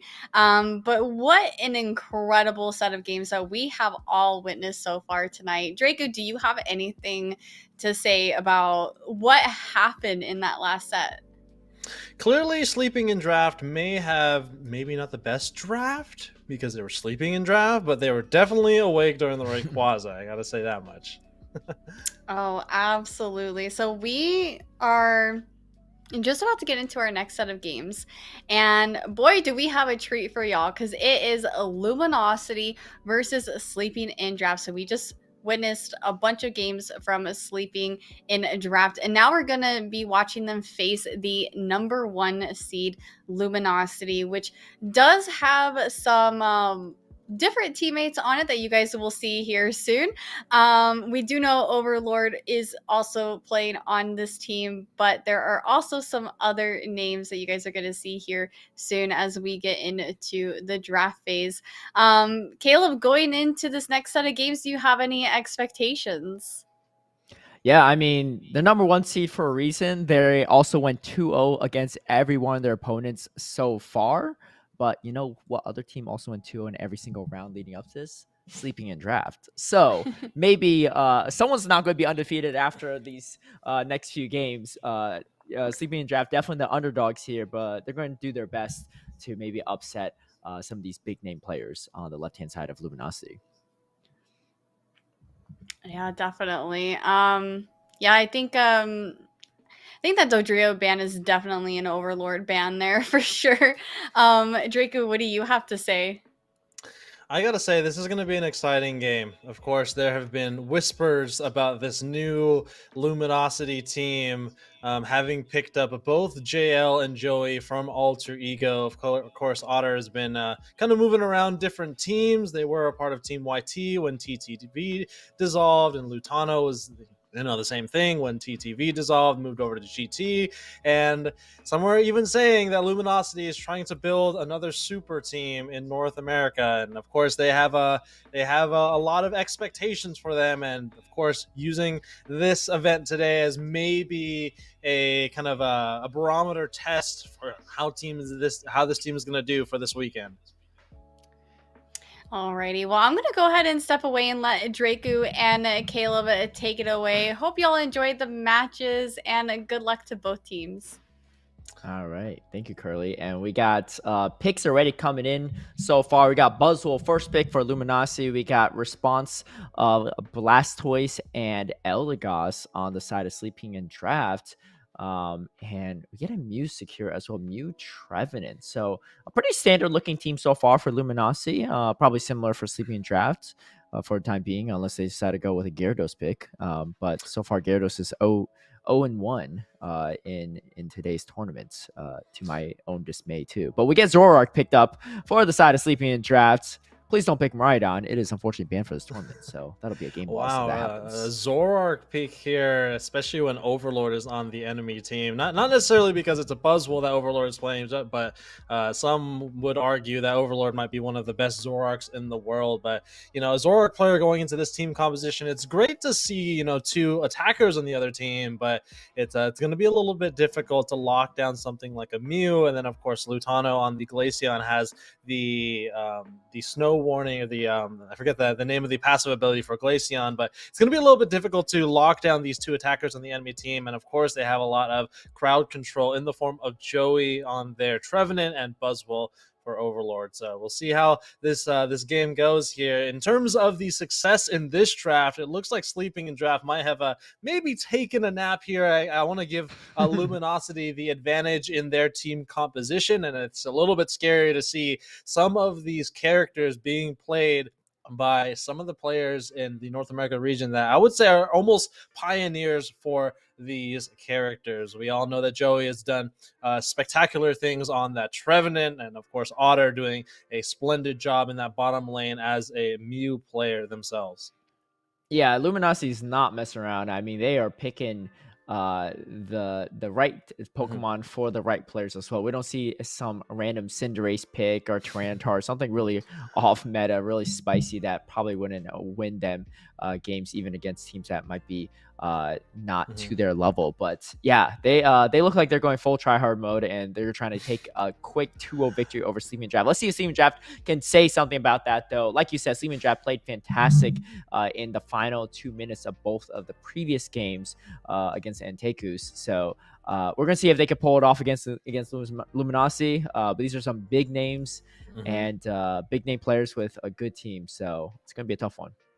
Yeah, if I want to give some interesting things to this sleeping and draft team, they have a Delphox build, which traditionally is that anti-healer type of attacker with the Unite move. They also have a Cursed Incense as well, so it's going to make a JL's life a little bit more difficult on that Blissey. They also have some pretty good natural healing from their team, and of course, that Unite move from the Delphox and the Cursed Incense is going to make that a little bit difficult. But Rare doesn't even care who they are facing. They're going to walk right up to Lutano's jungle. And of course, Glaceon, the EV for Glaceon is not the best EV, I would say, in the earlier parts of the game. It's going to force JL into the jungle to make sure they protect their carry for this game. And of course, Sleeping in Draft is going to say something or do something that's a little, I guess, on brand, I would say, and take a quick nap in the tall grass, grab a berry before heading back over to the right side of the map. But while that's all happening, we already have a Zoroark on the field, and of course, what does the Fox say? Well, of course, this Trevenant is going to learn really quickly. Yeah, Sleeping in Draft, honestly, I like their plays, right? You got the invade strategies, you got securing the blue buff early on for the Snorlax, just being just nuisance for Luminosity to kind of like slow down the gameplay, right? Luminosity would rather play just like a clean standard game and just try to outskill you, but Sleeping in Draft kind of cheesing on their opponents a little bit and trying to find some advantages early on.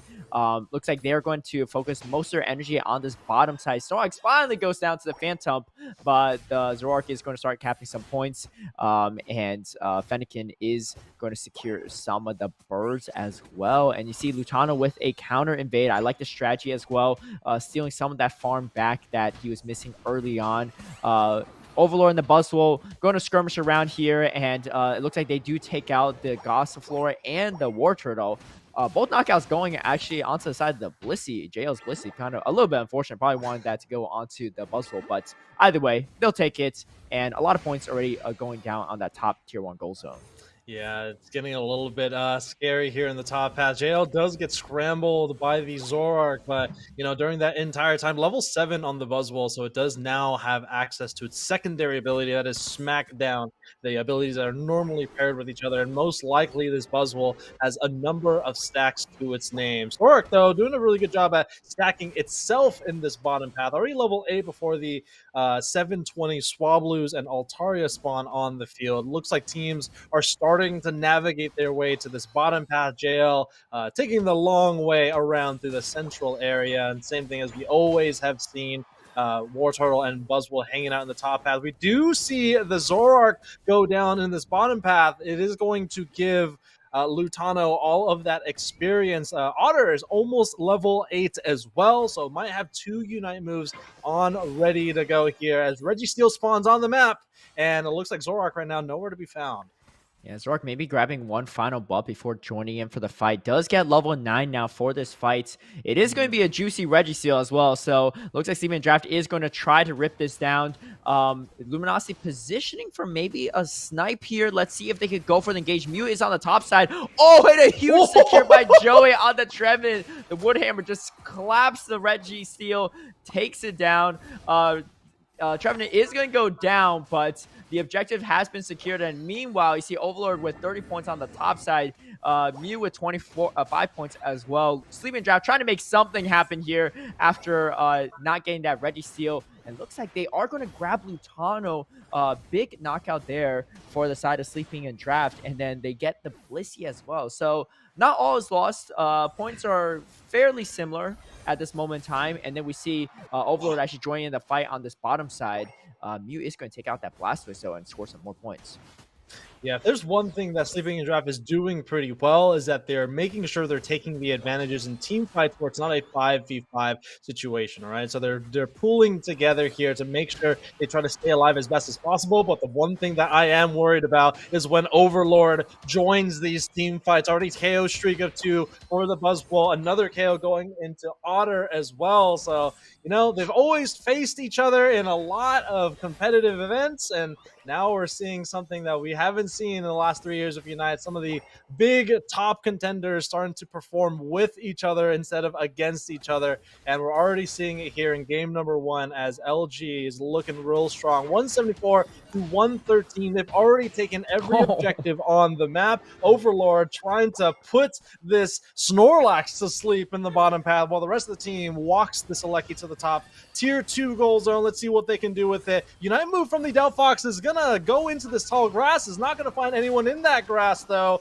Mew going a KO streak of 1 currently. Hydro Typhoon is not going to find anyone as the Mew disappears into the ether and this Regieleki into the tier 2 goal zone. 22 points left on that. Joey's going to score another 17. Lutano has 39 in the pocket as well. Here comes the break and a nice overcap. Wait, Lutano is not able to get it once again. Can they get this in there? Oh. No, they're going to be put to sleep by this Snorlax. They're going to close out the goal zone, but of course that's not the overcap they wanted. They got a small overcap, but all that experience from Lutano at level 10 is going to be handed over to the right side.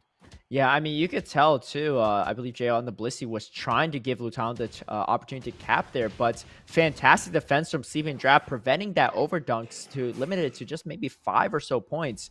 Meanwhile, we got Overlord just soloing another Registeel going to the side of Luminosity as well. So already level 12 on that Buzzwole, level 12 on the Mew as well. So level advantage definitely going in. It looks like Overlord going for another 1v2 fight.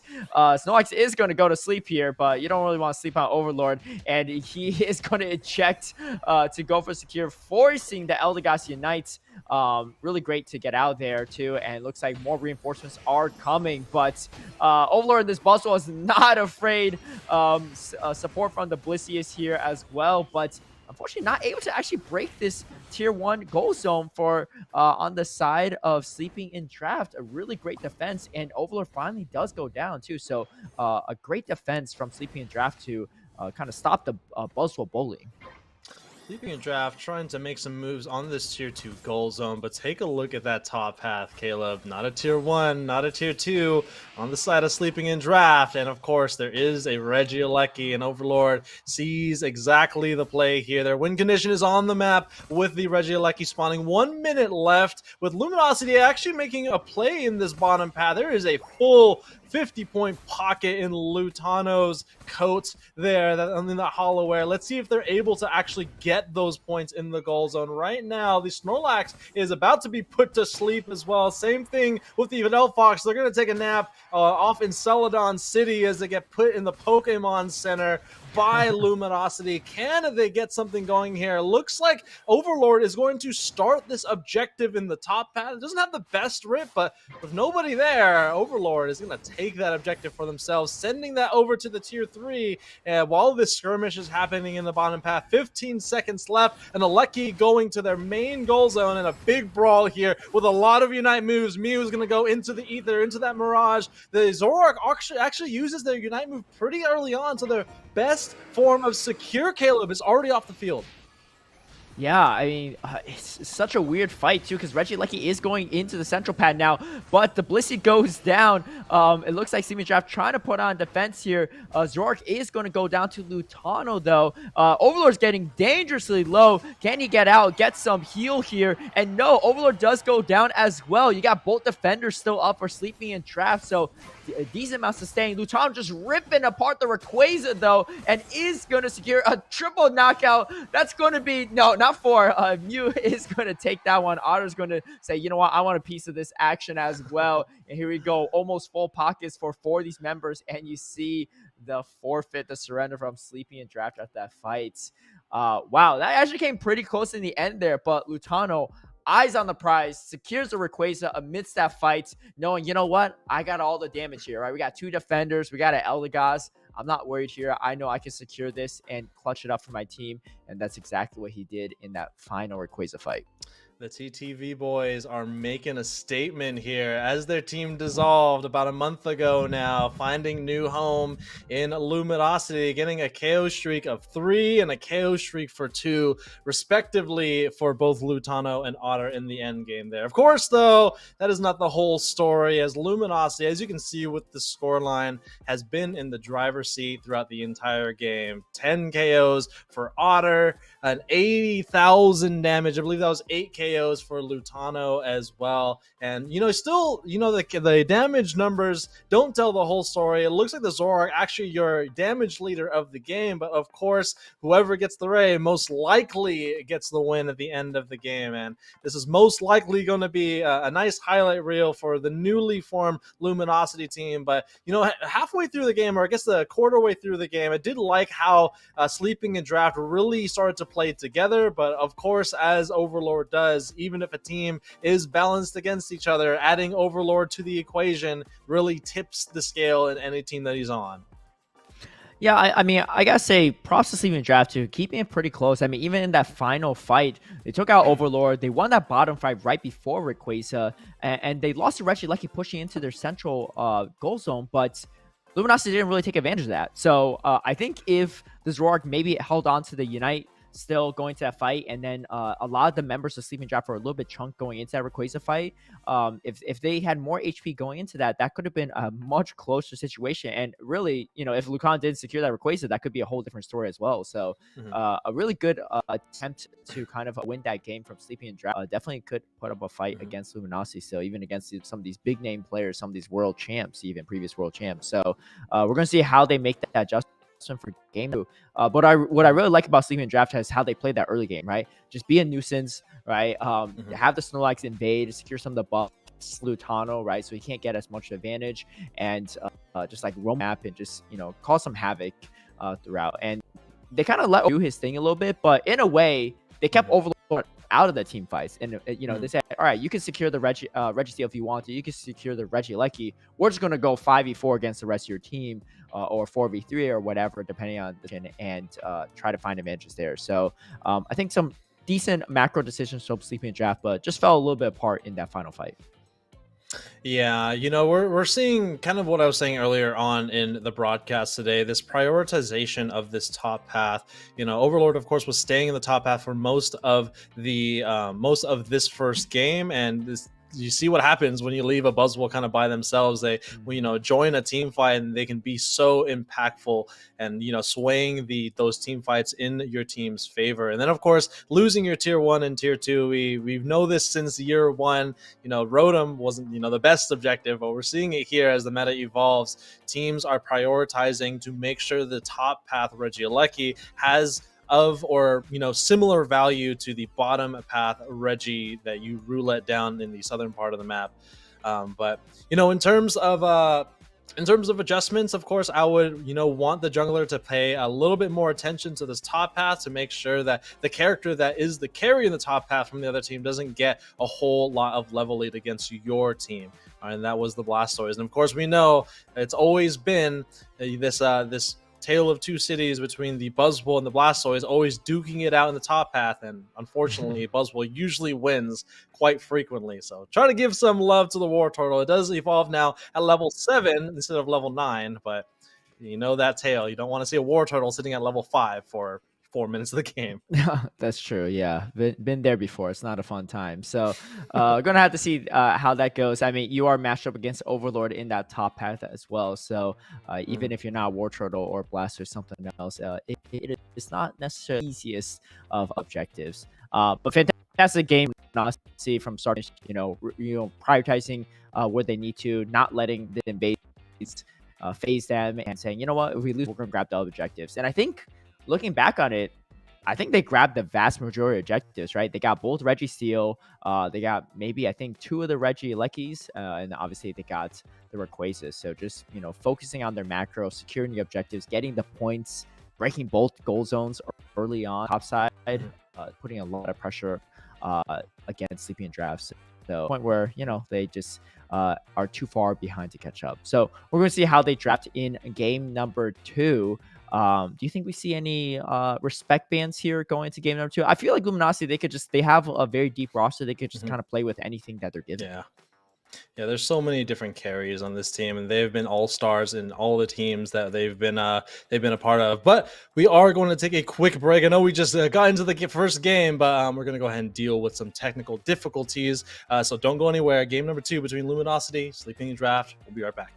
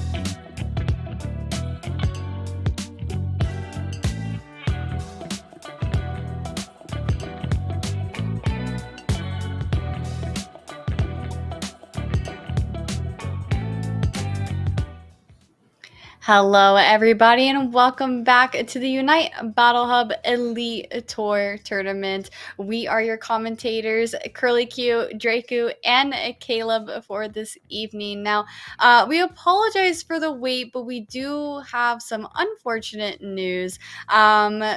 Let's see here. Sleeping in a draft has been disqualified, and they will no longer be completing the tournament. So this means that Luminosity is moving forward. They are awaiting in the finals, and we're going to take a jump down to a different semifinals with Flamin' Hot Depressos versus version 1. Now, before we get into this this next set of games, now, we got a little taste of the new Luminosity. So, Draku, what do you have to say about, I know it's just one game, but what are your thoughts given what we saw? Well, of course, the players that have now joined the this new Luminosity roster, they have been all-stars in their respective roles from their respective teams, two of them being from Alter Ego, that is JL and Joey, and then of course Otter and Lutano coming in as the carry roles from the old TTV, shuffled around to a couple of teams before landing on Luminosity. I mean, it's kind of to be expected. Now, I think the big thing here is how well these powerhouses from all of these respective teams, how can they coalesce together, right? And so, they could have pretty strong voices being from the best of their respective teams, but sometimes maybe putting all the all-stars together on one team, it's all depends on how well they can mesh together in the comms and how well they do in tournaments. Yes, I 100% agree with that. All of these players are absolutely phenomenal in their own right, but obviously, when it comes down to, putting together a competitive team, it's not just about being good at the Pokemon that you play or being good at Pokemon Unite in general. A lot of times that synergy plays a big part in, how well your team does. Caleb, was there anything that you noticed that really stood out to you, a player that, made a play that just kind of blew your mind, or anything that you want to comment on about our new Luminosity? No, I think overall this is a great testing ground, right? Like before, going to their first maybe UCS together, is to build that chemistry and that communication, like Drake who said. I think all players play their roles really well, right? They handled the invade really well from minute one of the game. Sometimes it could be a huge nuisance as a jungler, but providing the support to Lutano to ensure that he stays at an even level with the opposing jungler or even higher level and just stays relevant throughout the game. Really well done, and quick reflexes from these veteran players. So a lot of times too, sometimes it could go poorly if you combine a lot of talents together, even if they have a lot of years together. But it looked like they had really great synergy so far in that first game, and they're currently undefeated. The only undefeated team, I believe, remaining in this tournament. So they're awaiting their opponent in the finals.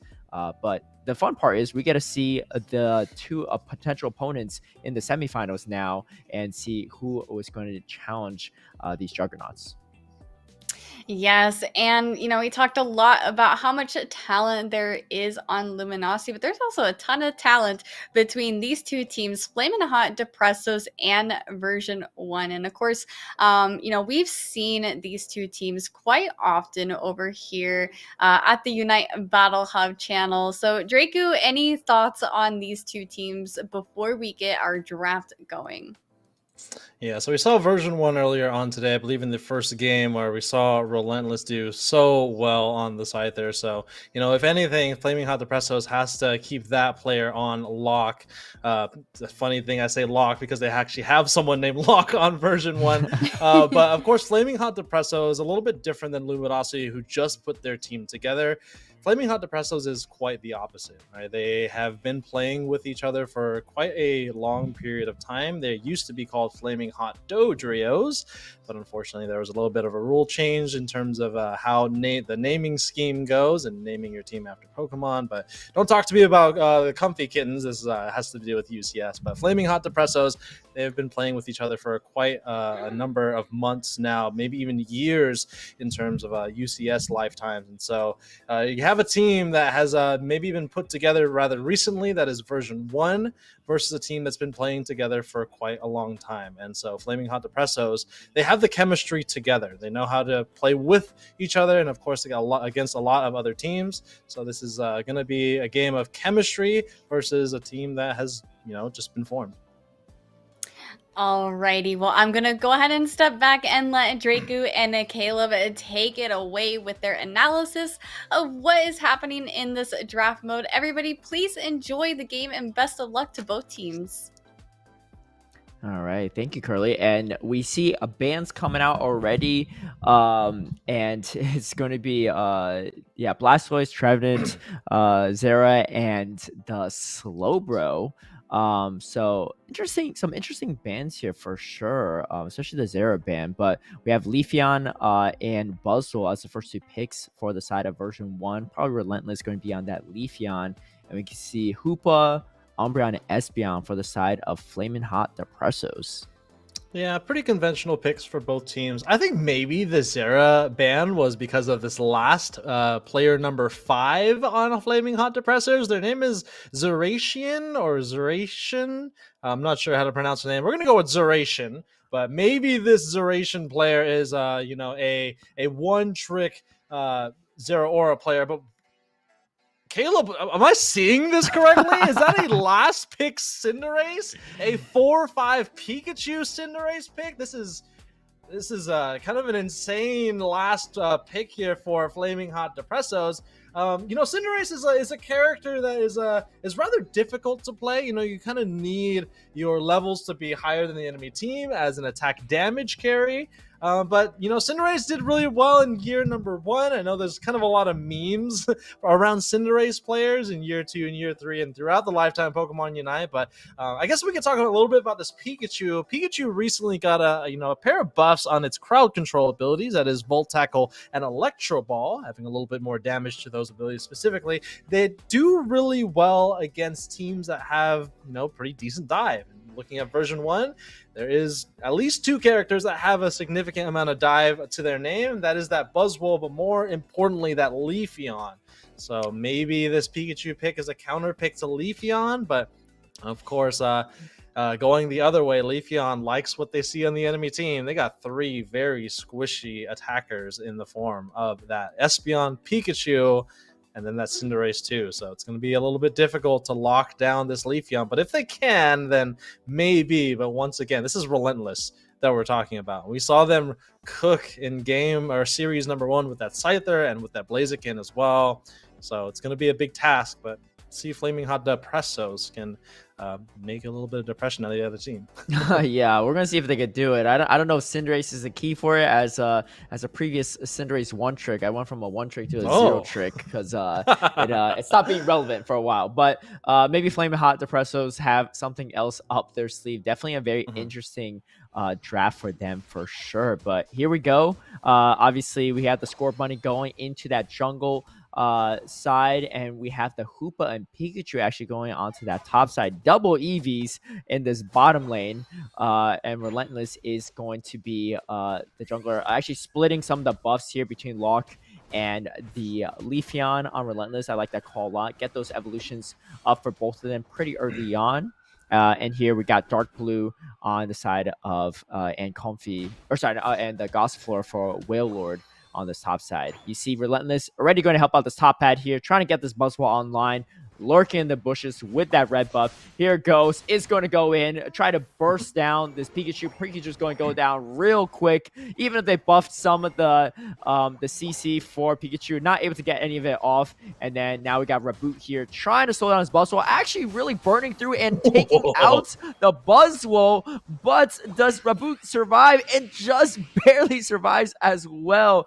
The hyperspace whole reset is going to bring the Reboot back to safety and comes back for the top burst. Meanwhile, we got Glaceon and Crustle duking out with the Umbreon and Espeon.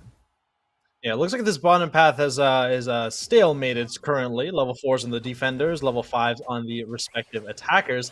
Again, this is a really interesting top path. Again, Flaming Hot Depressos, they don't have a single all-rounder on their side of the field, right? And they have a Buzzwole, of course, staring them down on the other side. But maybe this composition that they've put together is specifically to stop characters that would like to stack in this top path. We saw the Buzzwole go down there. We saw the Hoopa with the red buff. It's a pretty conventional strategy for the Hoopa. It has really good auto attack damage to get slows with that red buff to really slow down anything that wants to stack. We see another KO going over to the side of Flaming Hot Depressos as the Crustle goes down to the high auto attack pressure that this team has. And it looks like Relentless is the only one down here. They got to be careful. They're going to take a quick reset back through the Hoopa hyperspace hole. They got to be careful. This is a different type of Leafeon that we've seen so far today. Most Leafeons today have been playing the Solar Blade ability, but Solar Blade, again, kind of acting as a pseudo attacker. I think it would do a lot better if, the enemy team had a lot of bulk to it, but that's not really what Flaming Hot Depressors have. They have a lot of very squishy attackers, so Razor Leaf actually does really well. Razor Leaf, of course, is a more technically skilled ability to use, and we'll see how well Relentless is going to be able to navigate throughout this game. But level 8 already on the Leafeon, looking pretty strong. They already have an Emerald 2-step. Hoopa and the Cinderace go down in this bottom path, and version 1 looking real strong. Yeah, fantastic rock from Lagoon to stop the Cinderace from getting out. Cinderace running that feint as well, so could not get through the wall. You can feint all you want, but you're still stuck against that wall. And now Locke going to secure the Pikachu as well. They're trying to cap some points here, but if you get too greedy, things could go swing way back towards Flaming Hot Depressos again. You see the X's are pushing the Hoopa out of the hyperspace hole, but still goes down to Zerazian and the Cinderace. And the Cinderace is burning down the Registeel. The Glaceon, fantastic burn as well, but can't even come close to that Registeel. And now level 9 on the Cinderace. Unite move is unlocked. I think they're just going to be content with giving up this Regieleki on the top side. 4-3 here. Numbers advantage is on the side. No, 5-3, I should say. But looks like the Umbreon is going to reset. And Glaceon and Locke is going to secure 3 knockouts here. A fantastic defense so far with Locke and Lagoon just holding it down for the side of version 1.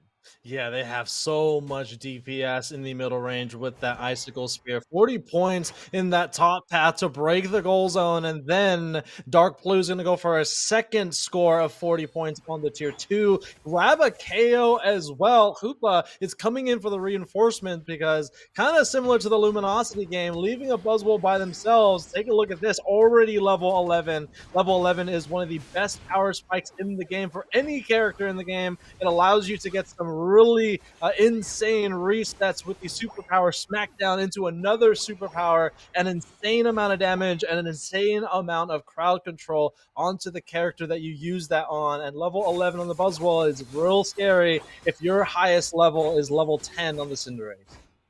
Yeah, this is looking pretty rough for Flamin' Hot Depressos at the moment in time. I mean, almost both top goal zones broken by the 5-minute mark, leaving only a few points left on that goal zone, probably looking for a big overcap. But Dark Blue and that Buzzwole just was left to farm away on that top side, getting all these caps in level 12 already, 2 levels higher than the Cinderace on the side of Flamin' Hot Depressos, 4 levels higher than the Umbreon and the Hoopa. So just the level discrepancy is pretty big here. Meanwhile, Mean Look is going to lock down the Wailord, but Wailord does get out to safety, and this Buzzwole is just huge. 5 here for this Buzzwole. They finally do burst him down, though, and that's going to go onto the side of the Cinderace, which is huge. Meanwhile, the Lock is going to knock out 2 by themselves before going down to the Espeon. So big skirmish here for both teams. It's on the side of version 1. Yeah, actually, it seems like both teams are just constantly funneling in players in, but seems like Elo Poppy is about to go down finally here, and this is going to be a successful defense for version 1 as both Regieleki and the bottom Reggie is spawned and ready to go. Yeah, it's not looking good for Flaming Hot Depressos. Of course, a Registeel would make that just a little bit better, but in terms of experience, and you can see in the scoreline there, the lead right now by version 1 is definitely over 200 points. They are currently 0-2 on Goal Zone sieges. That is Flaming Hot Depressos. They tried to go for a siege on the tier 1 in the bottom path after the first Registeel. They tried to do it again, as you saw there, and was unfortunately snuffed out by version 1. And it looks like right now they're going to go ahead and trade the objectives on either side of the map. Both Southern Reggies going over to the Flaming Hot Depressos, both Alekis to the top path. This Regieleki is going to break this top path, most likely with a very small overcap, but it looks like the Cinderace is actually going to defend it. But let's go ahead and take a look at this bottom path really quickly here, as there is a split push with Dark Blue leading the solo charge in the top path to that tier 2 goal zone, and it looks like the rest of version 1 is going to win in this bottom path, and a huge 46-point overcap in this bottom lane break by Relentless and the rest of version 1. 338-54, 3 minutes left in the game. Everything really going the way for version 1 there. I mean, not only do they break the tier 1 goal zone, but they're able to take out the Cinderace and the Hoopa right after. So not really getting too much value there, sending those two to defend that bottom goal zone. So now 338-54, just a little under 3 minutes to go. So huge points advantage for the side of version 1. A huge level advantage too. Level 15 already on Relentless's Leafeon before even the 2-minute mark. Level 14 on the Glaceon. This is going to be a ton of damage coming out for the side of version 1. But on top of that, they got a strong front line with the Buzzwole and Crustle as well. And you got the heals from Eldegoss. This is looking like it's going to be a tough fight for Flamin' Hot Depressos going into this final fight. But we're going to see what they can do. Level 14 on the Cinderace. It's going to be most of the damage for the side of Flamin' Hot Depressos. They definitely want to position the Cinderace well. But positioning the Rock Tomb from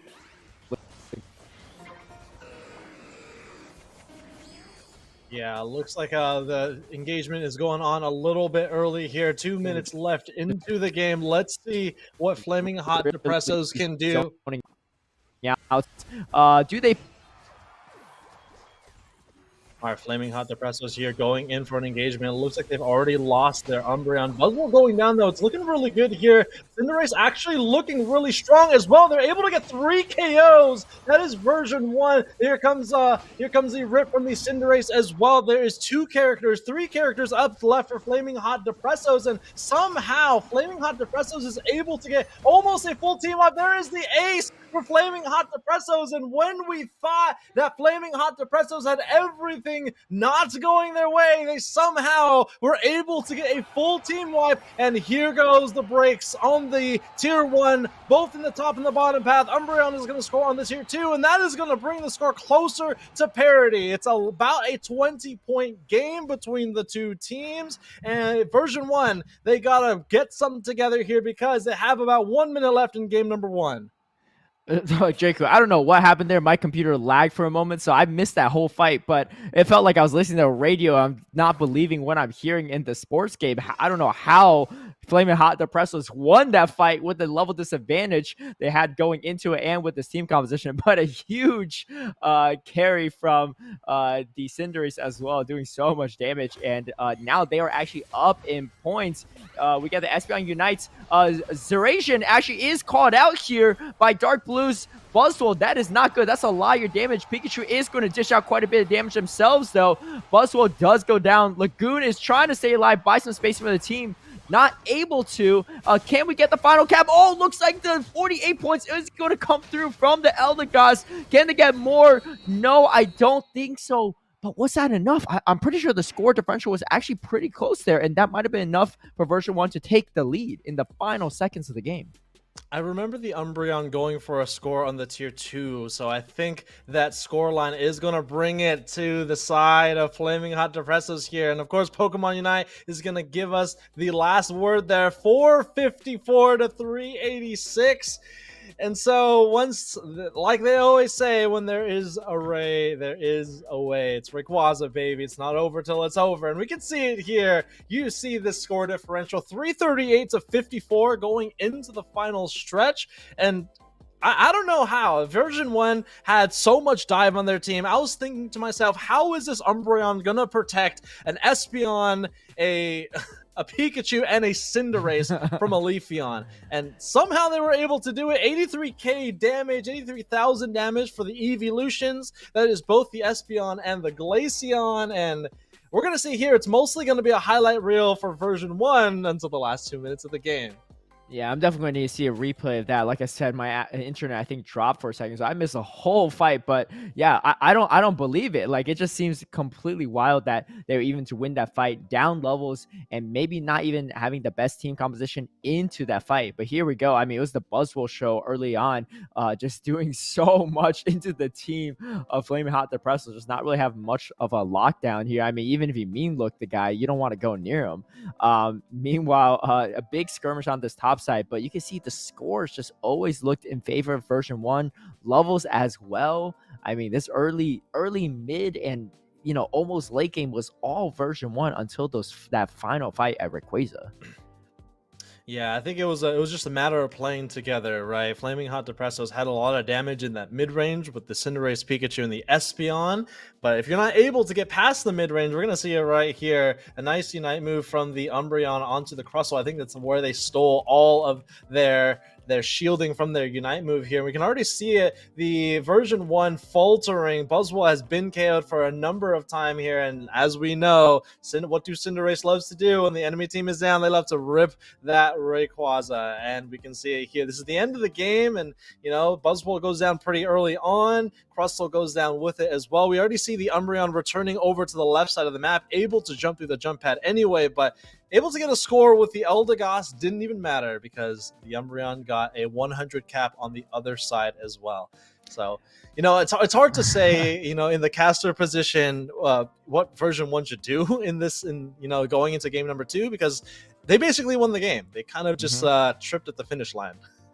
Yeah, pretty wild there too. I mean, against Flaming Hot Depressors, a very unique draft too, but hey, they made it work somehow, and that's got to feel real great if you're Flaming Hot Depressos, or if you're a Cinderace fan.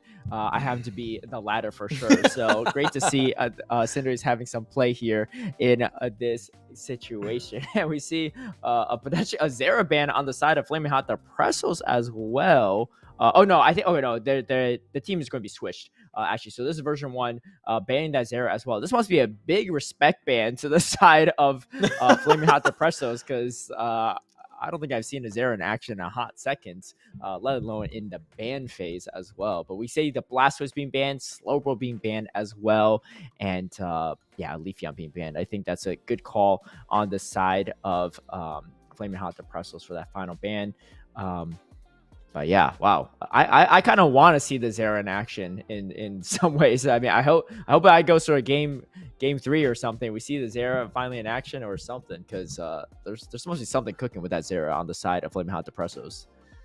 Yeah, Zera Aura, I would say is probably the worst defender, maybe next to Gengar. But you know what they say, specialist players who pull out the best in certain characters, even if a lot of content creators put them at the lower ends of the tier list, sometimes they can do really well. But pretty typical draft for both of these teams. I would say the most exciting part is going to be the end of this draft for Flaming Hot Depressos. That's where we saw pick number 4 and pick number 5 with the Pikachu and the Cinderace. And they're going to pick up that Pikachu once again for Elo Poppy. Leafeon is banned out, so of course you want to maybe use that on another speedster on version 1's team. Of course, Relentless Lock are going to be their 4th and 5th pick.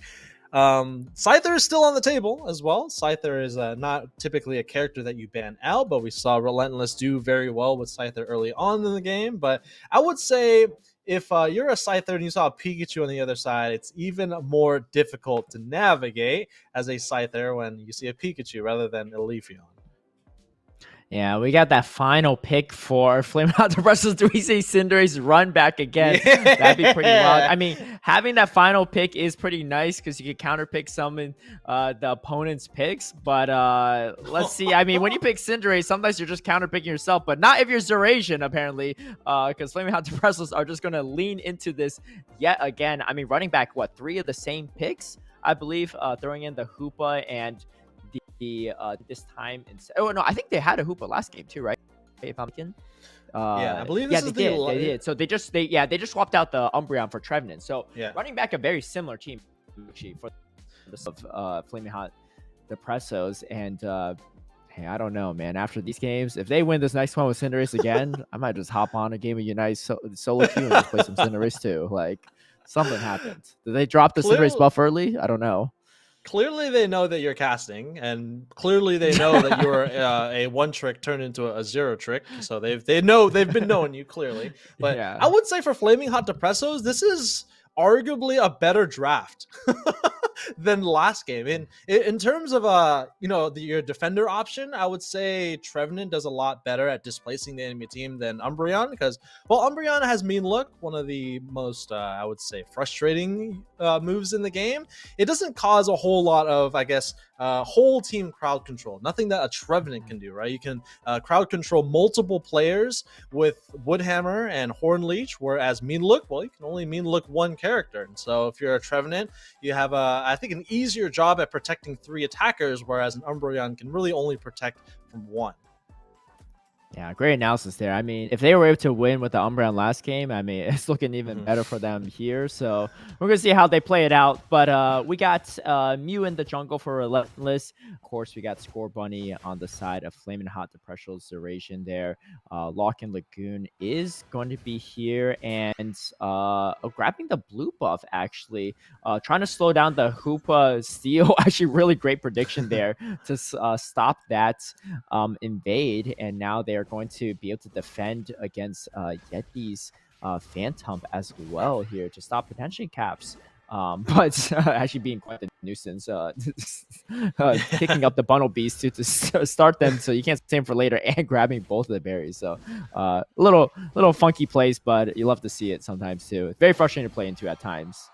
Yeah, I'm not sure if they were able to get the in DD that was the right underneath the goal zone. 10 seconds left before the Altaria and the Swablu spawn on the map, and we do see the evolution into the Crustle by Lagoon in the bottom path. Really interesting maneuvers here by Flaming Hot Depressos, making their way over to the left side of the map and not really giving up a whole lot. Hoopa is able to make it back to this top path. We see level 5 already on the Cinderace, of course, as the jungler. Dark Blue is kind of struggling to get to that level 5 and gets KO'd here by the auto attack pressure by Flaming Hot Depresso. So arguably a better draft and arguably a better early game as well. Relentless trying to do their best. They got to be careful though, because there is Electro Web from the Pikachu, provides a lot of displacement and holding them down for their Cinderace to do all the damage to make sure they don't get over to the left side of the map. And take a look at this, Yeti is trying to make their way over to this blue buff and making a mainstay in this left side of the map. Can they get the blue buff? Here comes the confirmation. I don't know where that went over to. It looks like the Crustle was able to confirm away from the opposing team's defender with that blue aura underneath the crab.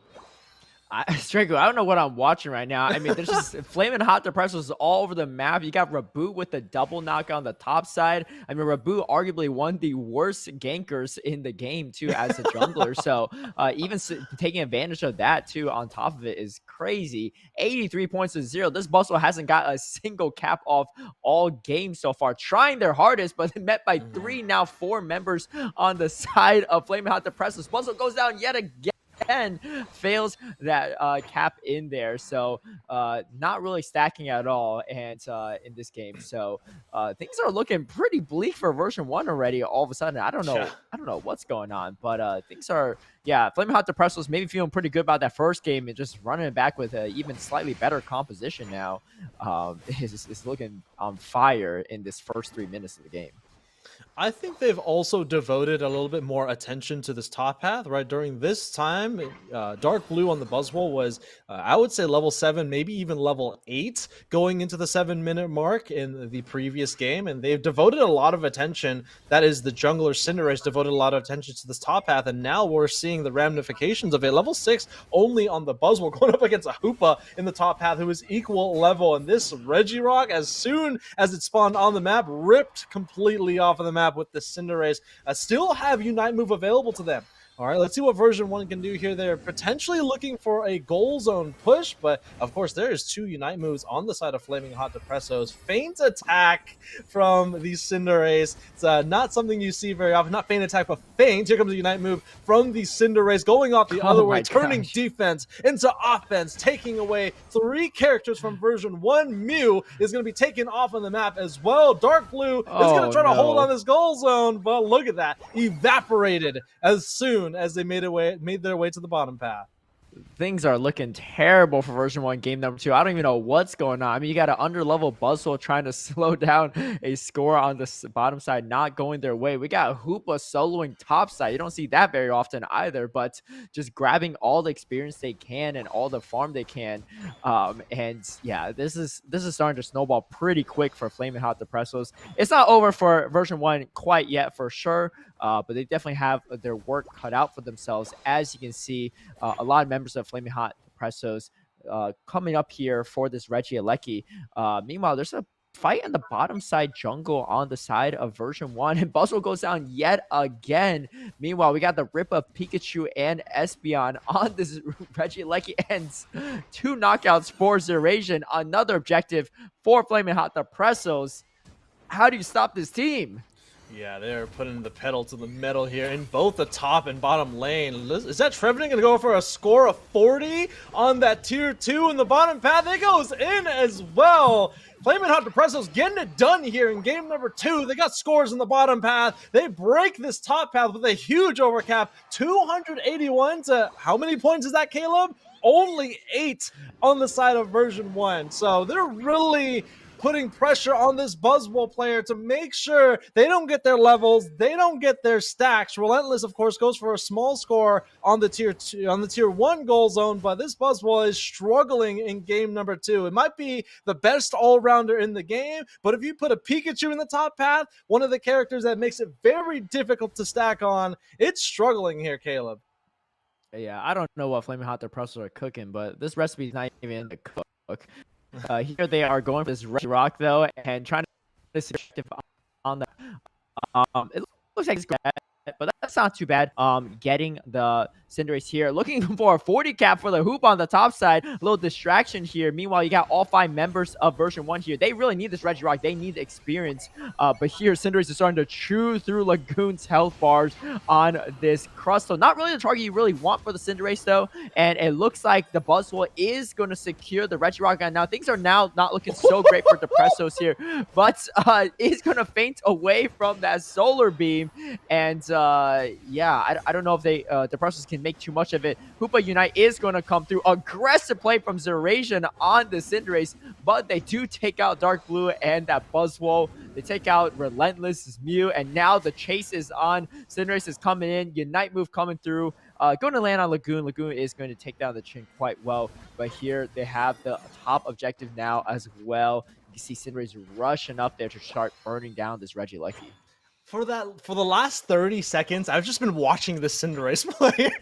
They are putting on a technical masterclass. They're shimming around solar beams. They're somehow surviving Buzzwole combos. I mean, it's level 13 against a level 12 Buzzwole. So, I mean, it's not that big of a differential, but it goes to show if you don't have a Buzzwole with stacks, how little damage it actually does. I mean, that's a Cinderace. It's not a character that has a very vast HP pool, and this Hoopa is all over the place. It's scoring 40 on the tier 2 in the top path, and scoring another 28 in the bottom path, 349 to 33. This is a, let's make sure we do our math correctly here, 316 point lead by Flaming Hot Depressos. This is an entirely different team, and version 1 is being put on the wheels here. They are being spun around by Flaming Hot Depressos.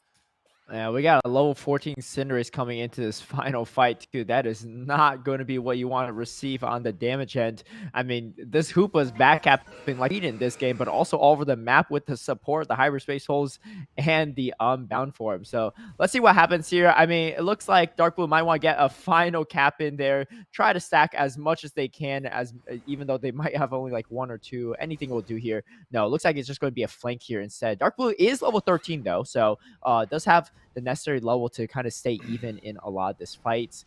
We got level 13 on the Delphox as well. You can see Relentless try to go in. Here comes the fight here, but the pickup on Buzzwole just goes down so fast this side of Flaming Hot Depressos. You see Cinderace just pretty much trying 1v4 on this bottom lane, and the just autos are chewing through the team of version 1. They are, I mean, Relentless on side of version 1, but this Cinderace is what's truly relentless this game.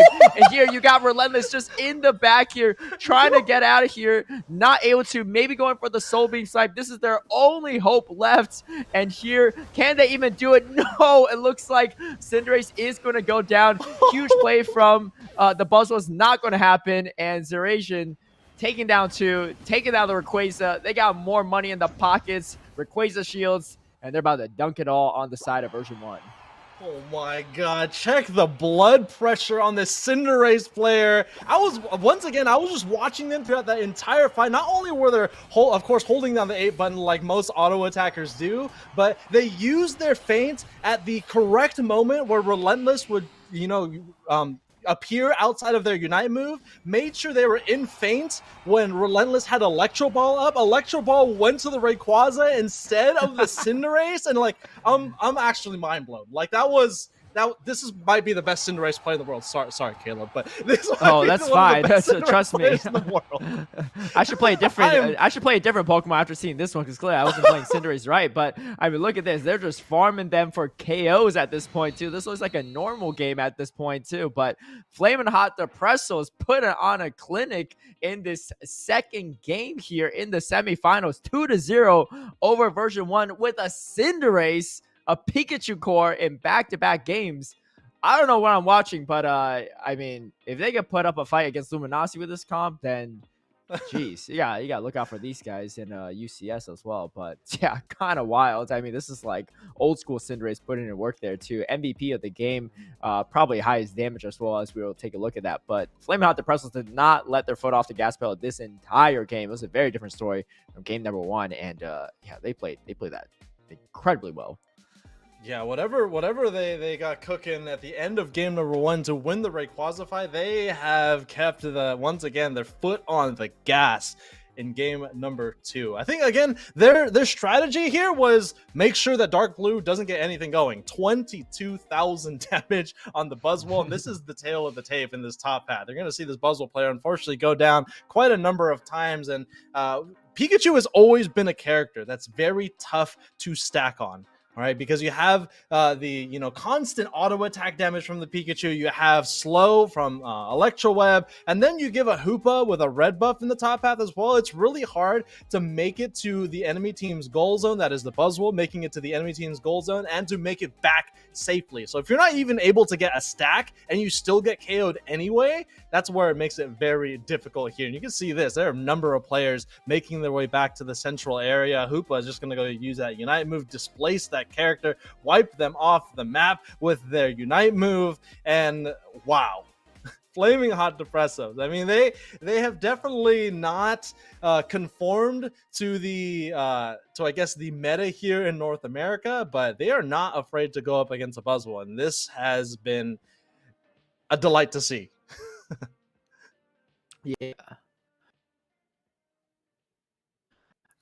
I think sure has. I mean, right, they're not doing just a lot of med picks, but yeah, we have Flaming Hot Depressos meeting Luminosity in the grand finals. That's coming up soon, but we're gonna take a quick break. Don't go too far though, because we're gonna have some incredible action for you very soon.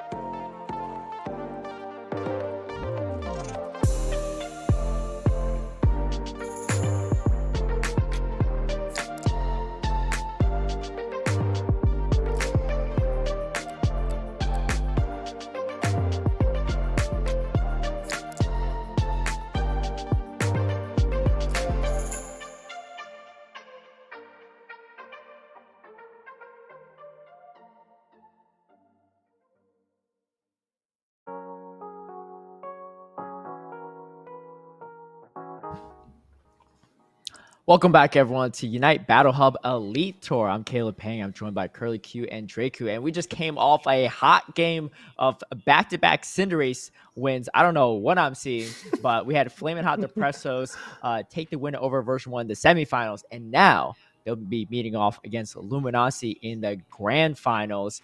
Luminosity undefeated on throughout the entire tournament, so we're going to see if Flamin' Hot Depressos can take a game off them, or maybe take the whole series. But Curly, what were your thoughts on that game? Because that was a pretty wild draft from Flamin' Hot Depresso side.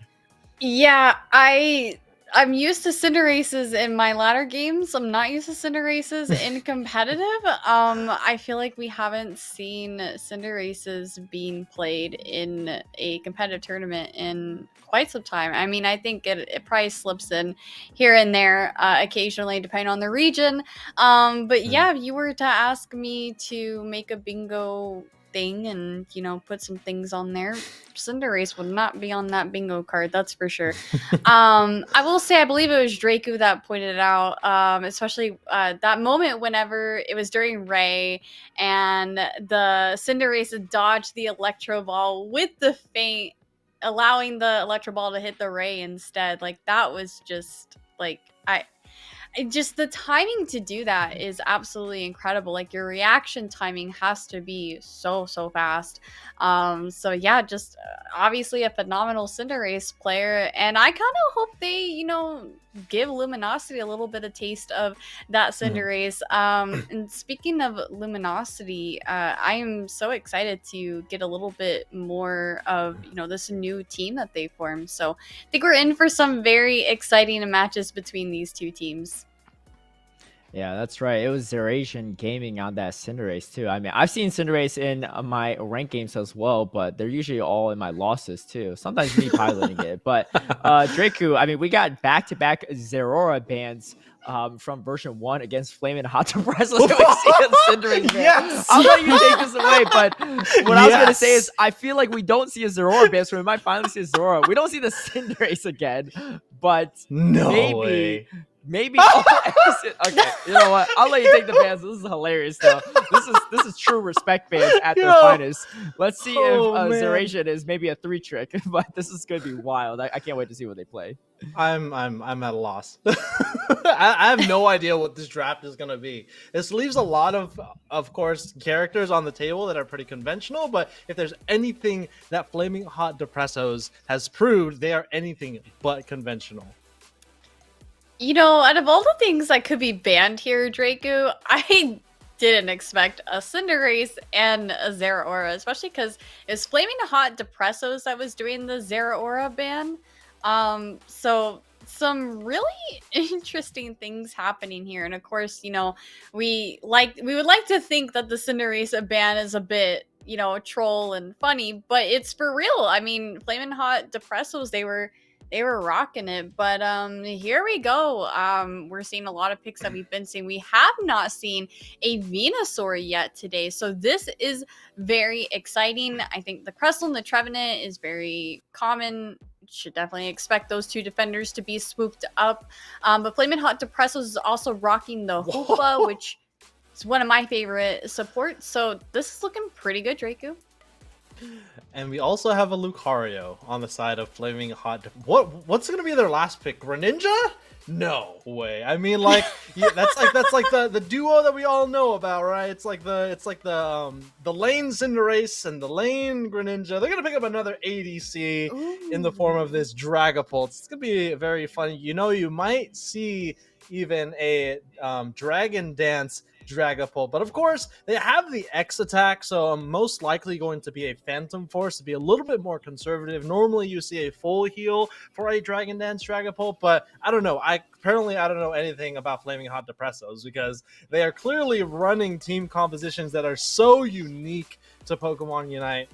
I would say this is it's unique in a sense that the character selection is very different, but looking at their current team composition, it looks very similar to a standard Rip and Secure. The Rip being Zerasian on the Dragapult, and their Secure being the Unite move from the Lucario. So that's what I'm going to be looking for in this game particularly, those two characters getting Rip and Secure on these objectives. Yeah, I definitely think it is a good comp. Both of these teams have formed very good comps. They've got a lot of their grounds covered here. I just think some of these picks were just very surprising. Like, we haven't seen a Lucario tonight. We haven't seen a Dragapult tonight. And, you know, when we think about meta, like, obviously those Pokemon are still good. It's just not, you know, top tier meta, not the Pokemon that you expect to get picked like every other game, you know what I mean? So this is very exciting. I really hope the Flamin' Hot Depressos can cook with this comp that they've formed, but I am also very, very eager and excited to see this new Luminosity group. It is, you know, Overlord with Lutano, with Otter, with JL, with Joey, all phenomenal players from other different teams meshed into one. And so it's going to be really interesting to see how their synergy, goes well together. Because, as we mentioned earlier, it's not always enough to be good at a particular role or a handful of Pokemon or even just the game in general. You also have to have good team synergy amongst your teammates. It's super, super important that, it plays a huge role in these teams' success. So we'll have to see if they've got that synergy or not. But here we go. Game number 1, grand finals. Luminosity's on the purple side, and you got your Flamin' Hot Depressos on the orange side. And do we have a proverbial match between these two as well? A team with a lot of chemistry, that is Flaming Hot Depressos, versus a team that, again, has the best in their respective roles and their respective teams, might not have a whole lot of chemistry. So it's a game of chemistry here in grand finals, as looks like a pretty conservative start for both of these teams. Pretty sure there are no KOs so far. Level 5 on both the top laners in the Lucario and the Combuskin. We're going to see here in just a second what type of Lucario this is. Most likely going to be a power-up punch, but yeah, unfortunately the tree gets cut down by the 2 grass types in the left side of the map. Blissey, though, might also get scrambled as well. They are looking a little low. Hoopa is here, and this is... I don't know how to cast, clearly, because this is an E-Speed Lucario in year 3 against Lutano, of all people? My gosh, I've seen it all today. We sure have seen it all, but the night is not over yet. We still have so much cooking up here in this game and another game and possibly another game after that. And we'll have to see what these two teams are capable of. As Draco said, it is pretty much a battle of chemistry. And so here we go. Also, I'm noticing the new Crustle skin. It is a recolor. Very cute. I'm loving the pink. Just had to point that out there. I haven't seen that yet. So that's nice little hollowware that we got going on here. But we've also got had a little bit of a scrimmage there, as Leafeon was just kind of passing by, making their way downtown into the bot path there. But meanwhile, we do have some aggressive fighting going on in the top lane. Overlord really wanting to take down this Hoopa player here. Whoa, they were so close. Oh my gosh. They grabbed the berry, got the HP. I thought that Hoopa was going to take them down for a second there. Wow, that was incredible timing there. Yeah, Overlord doing some dancing of their own against this E-Speed Lucario. Registeel is already being brought down by Luminosity, and once again, Lutano taking that objective as he done many times before with this Venusaur. It's a pretty standard Venusaur with the Solar Beam. Don't know what its second ability is. It is a Giga Drain, so you might call this a Drainosaur or a Beamosaur or one or the other. But anyway, they're going to go ahead and secure that objective in the bottom path. Also take this bottom tier 1 goal zone as well. Overlord getting a lot of stacks if they are stacking to themselves on the top tier 1 goal zone. And looking here, Luminosity having a really strong early game start, but if there's anything like this last series that we saw against version 1, Flaming Hot Depressos, not a really strong early game in game number 1, but once they had a read on what the opponent was doing, pedal to the metal throughout the second game. Here, it looks like Lutano, unfortunately, not able to get the confirm with that Unite move from the Venusaur, but Overlord is going to cook up 2 characters as the Dragapult gets pulted back over to Celadon City on the right side of the map to the Pokemon Center. Back onto the field, 21 points on this goal zone. Overlord level 11. That is your experienced leader of the game and most likely your KO streak leader as well. Yeah, I mean, it is Overlord. We should not be surprised that they have as much of a lead as they do, especially considering how much they were harassing that poor little Hoopa in the top path there, and getting away with it too. Overlord definitely means business, and he's really showing up in this game here. Oof, Lucario going down that tier 1 by the hands of the Leafeon player. But meanwhile, in the top path, we got Trevenant really trying to shut down Overlord. Unfortunately, they are very low on... Oh my gosh, they were not able to get through the portal. Denied. That was incredibly huge from Luminosity. Just wow, they are just not stopping Draco. This game has already been so intense. Yeah, JL has done that so many times before, using the egg bomb to stop anyone from going through the Hoopa portal. It does a little bit of crowd control, but even a little bit of CC can stop you from going through a Hoopa hyperspace hole if your feet are not grounded. Of course, Trevenant, of course, doesn't have any feet, but if it did, that's what it would be. It might have like 4 feet, or 4 stumps, 5 stumps it might have. A big skirmish here in the central area. Unite move coming out from Otter, trying to get the last KO on the Trevenant, the opposing team's grass type, but is going to eat a hammer to hammer that one home. But unfortunately, the recall of the Sheath of Leaves is going to cut down the Trevenant in the jungle of their own side of the map. And right now, Luminosity looking really strong, 286 to 84 as we head into the final quarter of the game. And while all that was going on in that central area there, Dragapult down in the bot pass, securing that Reggie steal for their team. I think that was a good call. Unfortunately, Flamin' Hot Depressos is a little bit behind here for levels, given that Luminosity already has that level 13 Leafeon on their team. I'm sure Blaziken and Venusaur are not too far behind that level 13 power spike. So Flamin' Hot Depressos really need to prioritize trying to get some experience here and try not to give up too much. Unfortunate though, because Luminosity is bringing the fight right to their door. Emerald two-step coming out of the Leafeon there. We got Unite moves on Unite moves and KOing almost the entire team of Flamin' Hot Depressos. All right, look at Overlord doing the 1-2 punch on this tier 2 goal zone. Regieleki brought down to 25%, but Flamin' Hot Depresso's got to be careful as well. They're looking pretty low as well. Overlord, can they make it out of here? They're using all the abilities available to them. 2 KOs for Overlord before they get taken down themselves. So even though they got 2 KOs, level 13 on the Blaziken, they're handing over a ton of experience to the Espeon player on the opposing side. So in terms of experience, I would say Flaming Hot Depressos is right there. 2 level 13s and a level 14 for the Luminosity, but at least one level 13 for the Espeon player, looking to get level 13 on the Dragapult, most importantly.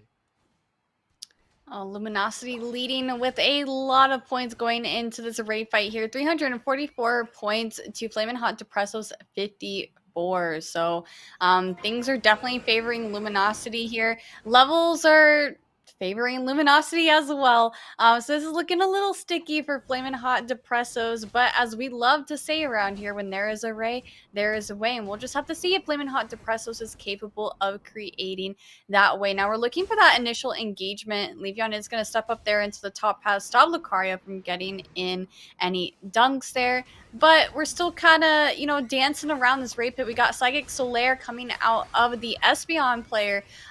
Doesn't look like they're able to really make too much happen there. HP is chipping away. Flamin' Hot Depressos is not looking too great here, Draku. Yeah, Hoopa's going to use that Unite move rather late, but it doesn't even matter here. Luminosity has made themselves a mainstay here on the right side of the map in Flaming Hot Depresso's jungle, and it's going to be a sad sight to see as the Hoopa Unbound gets bound up to the right side of the map. That is the Pokemon Center or their Pokeball. 1 minute left.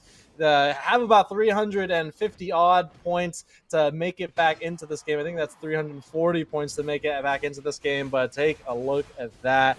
Big KO for Luminosity as both the Espeon and the frontline Trevenant gets taken down as well. And this last little skirmish is more of a formality, really, as Overlord still looking very healthy, can self-sustain with all of its abilities. And as we always say, Overlord has been the lord of the top lane, and he is proving once again, just with a couple of different teammates around his sides.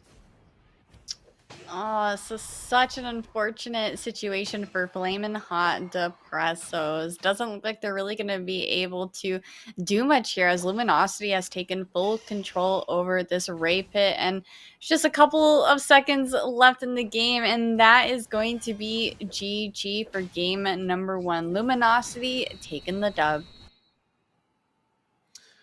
All right. We're going to go into the replays here in just a second, but let's take a look at how we got here, of course. And this is all going to be a Luminosity show, unfortunately. A pretty significant lead as well, not even taking the Rayquaza off the map. 460 to 54. This is a 306-point game between the two teams. 16 KOs for the Blaziken. That is Overlord from Luminosity Gaming. Otter, who was from TTV, who was then dissolved from that team to move on to Team YT and then finding new home here. So it looks like the jet lag, at least from those two, returning home from EOIC has not made that big of a difference, as we see them performing rather well here in game number 1 of the grand finals. 148,000 damage. It's pretty big number there. You got Overlord. Oh, wow. And also shout out to the Blissey for getting over 100k heals as well. Gotta show some love for our support and defenders, and make sure that, you know, they get some recognition for those massive heals and also tanking if you are a defender. But yeah, this game was pretty much a one-sided game, unfortunately.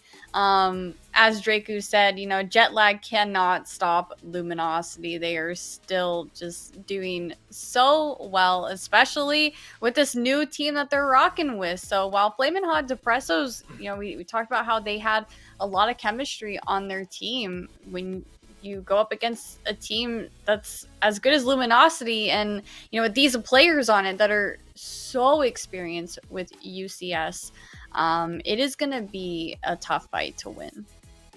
Yeah, I believe most of the team members of this current Luminosity roster has made it to Worlds. I believe Joey is the only one that is not on a Worlds caliber team in the previous UCS, but of course has made a name for himself as one of the best defenders in the league currently. And if there's anything that Flaming Hot Depresso's got going for them, it's this, I guess, unorthodoxness about them. I don't think that's a word, unorthodoxness about them, but they have really, at least we saw in the game against version 1, is that teams that, you know, bring about an unorthodox approach has been kind of the bane or the Achilles heel for teams in North America. And we saw that very strongly in EUIC. I feel like North America and Europe has really stuck to a very specific meta for these Western regions. And when going against teams from LATAM or teams from Asia, I guess the only two teams from Asia, really put them on skates, really, because they didn't really know what to do against teams that weren't very particular to the Western meta that we've developed on this side. So if there's something that, you know, Flaming Hot Depressos has, is this form of uniqueness to them. And I think they need to continue to dive into that, because if there's anything that can take down a team made of North American giants, it's a team that can be as unorthodox as Flaming Hot Depressos. Yes, I definitely agree with that. I think that can definitely be a strat, is bringing out a team comp that, you know, it's not exactly meta. Like, obviously they're gonna pick good mons, but, you know, trying to pick mons that are not to be expected, it will have the other team kind of scrambling and trying to figure out, oh, like, what do we do in order to counter this? And so yeah, there's a lot of teams in Pokemon Unite that do that very well. And looks like Luminosity is still saying no to Cinderace and Zeraora. Cinderace absolutely makes sense. Not exactly sure what the Zeraora ban is for. Maybe just jokes. Or maybe Flamin' Hot Depressos has a really strong Zeraora player on their team. Who knows? But Flamin' Hot Depressos, they are going to lock in that Hoopa as their first pick. I think that's great. Definitely want to lock in your support as quickly as you possibly can. Meanwhile, Luminosity is gonna lock in that Trevenant and the Mew. So already these teams are, you know, they're cooking up some stuff. All right, this time pretty conventional for both of these teams. Otter, once again, picking up one of their characters they're most known with, that is that bottom path Mew, and then Joey, arguably one of the best defenders in the that plays Trevenant specifically. Maybe Metallic has something to say about that, but at least in the last couple of months, Joey has been a really strong and might be even like the best Trevenant player I've ever seen personally. But here we go, Overlord back on the bird once again, 148,000 damage. Just to remind you how much damage this player did. And Flaming Hot Depressos, they at least need an answer for this character. Let's see what they pull out here. Pikachu, of course, did really well for them in their set versus version 1. Don't know how well it's going to perform for them here, considering that, Pikachu does really well at stopping characters that have, a lot of dive. Blaziken does have a lot of dive, but it also likes to stay in the pocket as well for a good significant period of time. Oof, I gotta say, Draco, I do not like how squishy Flamin' Hot Depressos is looking. I mean, they've got a good amount of damage, but after seeing Overlord on Blaziken last game and knowing how strong Snipe Shot Inteleon is, it's gonna be really difficult for these evolutions and Pikachu as well. One Snipe Shot on any of those, and they're gonna have to back up and back out of a fight, or else they risk getting KO'd. So this, I'm a little worried for Flamin' Hot Depressos going into this game too, but we'll see how they work around it. What are your thoughts on these two comps so far? Well, in their first game against version 1, they played something very similar. 3 attackers, one of them being a Cinderace. I think the other 2 were, again, Pikachu and Espeon, so it's very similar to what we're seeing in this team composition. And the only thing they had to defend those 3 was an Umbreon with Mean Look, of course. This time they have a Slowbro. I would say it does a little bit better at providing larger crowd control relative to a Mean Look Umbreon. Like I was saying before, Mean Look can only stop one character, whereas a Surf from Slowbro or a Woodhammer from Trevenant can, CC multiple characters. But still going to be very difficult, right? One defender defending 3 attackers is still going to be difficult no matter which way you put it. Yeah, I almost think Flamin' Hot Depressos maybe should have not banned Blastoise and picked that up for themselves, because I actually think a double defender frontline would honestly be pretty optimal for this Pikachu, Glaceon, and Espeon. I think it's totally acceptable to have squishies on your team, but you need to make sure that you have a front line that can be as strong as a brick wall. But we'll just have to see how they end up playing out their Pokemon and their roles this game. Already we got a few scores on the board, probably some stacks going on, but so far nothing crazy happening here. Both of these teams are just battling it out for as much wild farm as they possibly can, and doing the same old song and dance that we usually see in this early game, some poking and just trying to get leveled up as quickly as we can. Yeah, kind of a different angle from Luminosity. They're sending this, I believe the Torchic is the jungler for Luminosity, where typically, something like a Mew or Inteleon would be in that better position, because Overlord, of course, would love to get those stacks on their Blaziken. They rotated down to this bottom path, but unfortunately lost most of it. It's, lost in the sense that they haven't lost really any characters, but they're not getting any advantage with 3 characters in the bottom lane, whereas Flaming Hot Depressos only had 2 characters in the bottom lane. Overlord's going to head into the jungle of Flaming Hot Depressos, but Flaming Hot Depressos is going to do the same thing, sending the Hoopa and the Glaceon over to the right side as well. Something that's also very different is they put Lutano, which is on this Inteleon, in the top path with an Inteleon. It's not something you see very often. Normally, Inteleon is played in that bottom attacker position. So again, Luminosity just playing a little bit of a different angle, maybe taking a page out of Flaming Hot Depresso's book and being unique in this sense. Altaria and Swablu taking off the map. 740 on the clock. Scoreline just about equal, 3 points exactly separates these two teams. In terms of uniqueness, both these teams have shown a little bit of uniqueness in game number 2, but it's been pretty conservative so far here, Curly.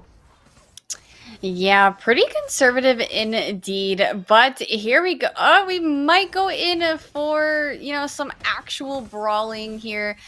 We do have some HP poking with this Espeon here. They do manage to take down the Mew. That is a huge pick. I've actually noticed, I believe that is Otter on the Mew. They've gotten knocked out twice now. Almost a third time they've barely got away with 1 HP. So Otter is looking a little rough. Needs to be a little bit more careful, but it is the early game, so once they get their levels, I mean, look at that solar beam. That was massive. They still weren't able to secure that objective, though. Espeon on the side of Flamin' Hot Depressos is going to gain that secure. Glaceon with a 2 KO streak and is going out with the Glacial stage to try to get some more. They want to try to take over this tier 1 pad, but of course, with the presence of Blissey and Mew here, is going to be a little bit difficult for them. We got Trevenant joining this fight to help out with some defense, but let's take a look up here at the top path. There is an Aleki on the map, and none of these teams care about it. All they care about is, protecting or fighting over these tier 1s in the bot path here.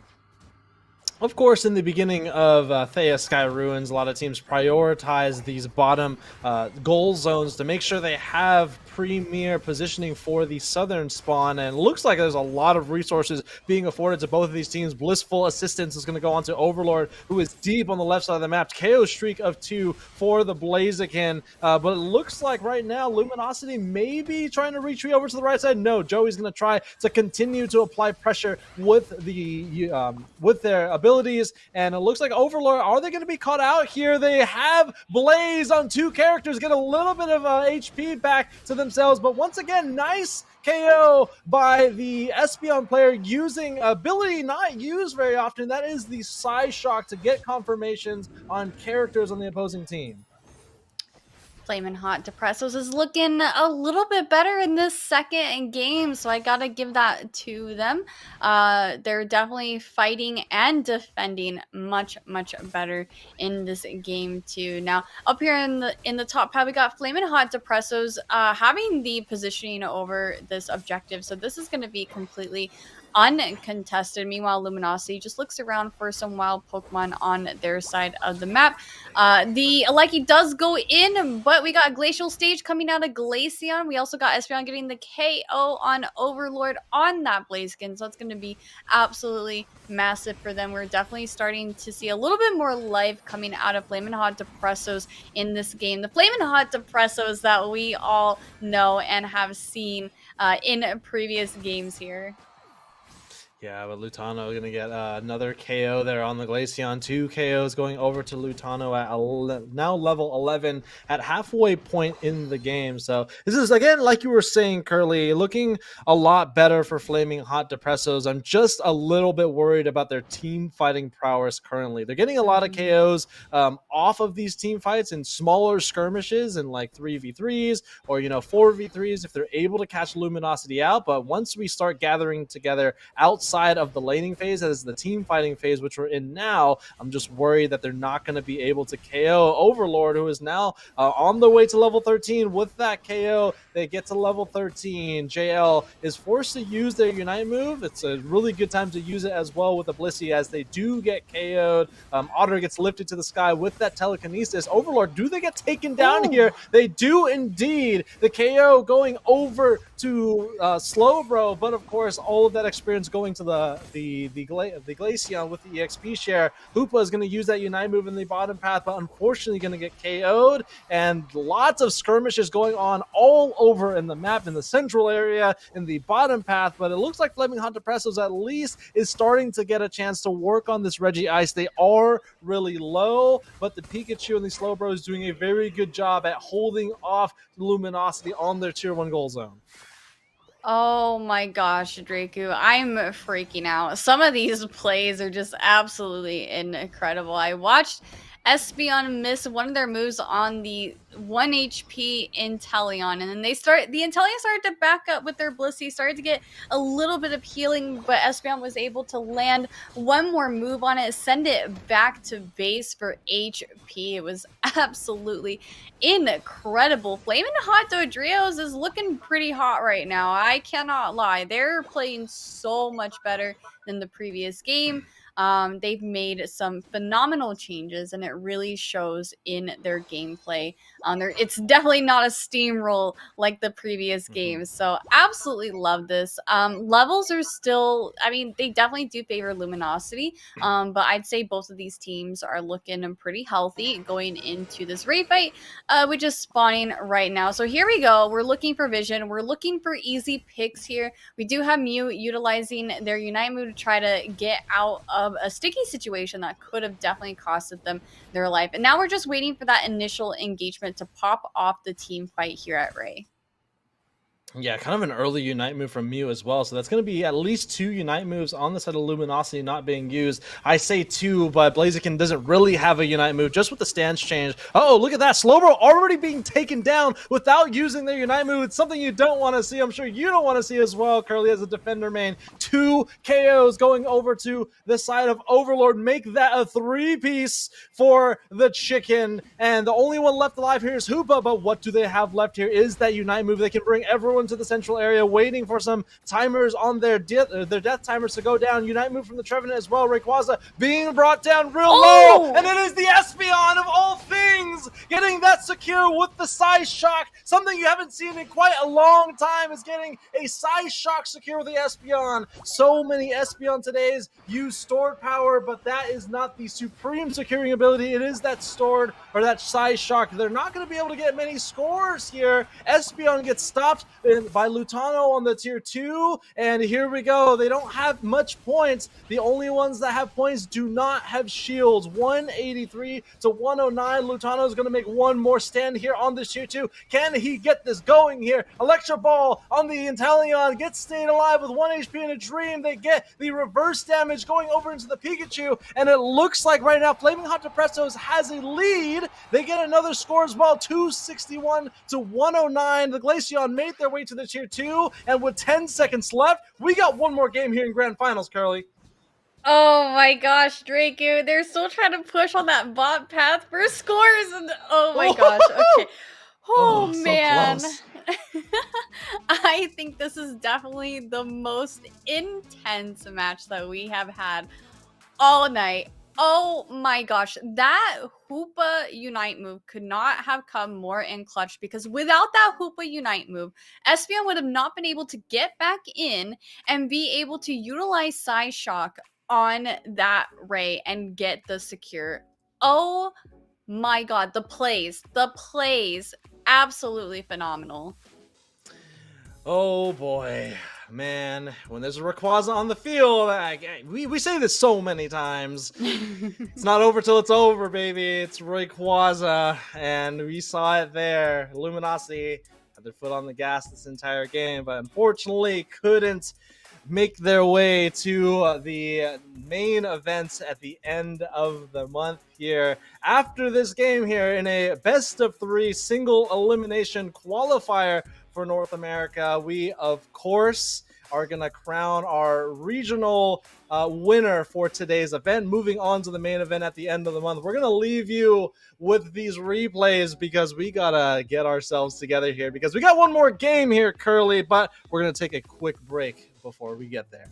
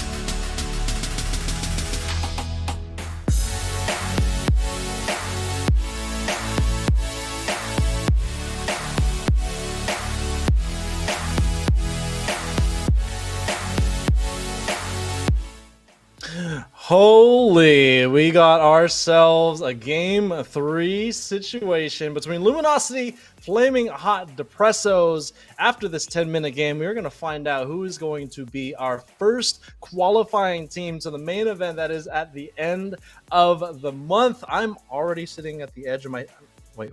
Now I'm sitting at the edge of my seats, but I was sitting at the edge of my seats for most of that game. Here we go.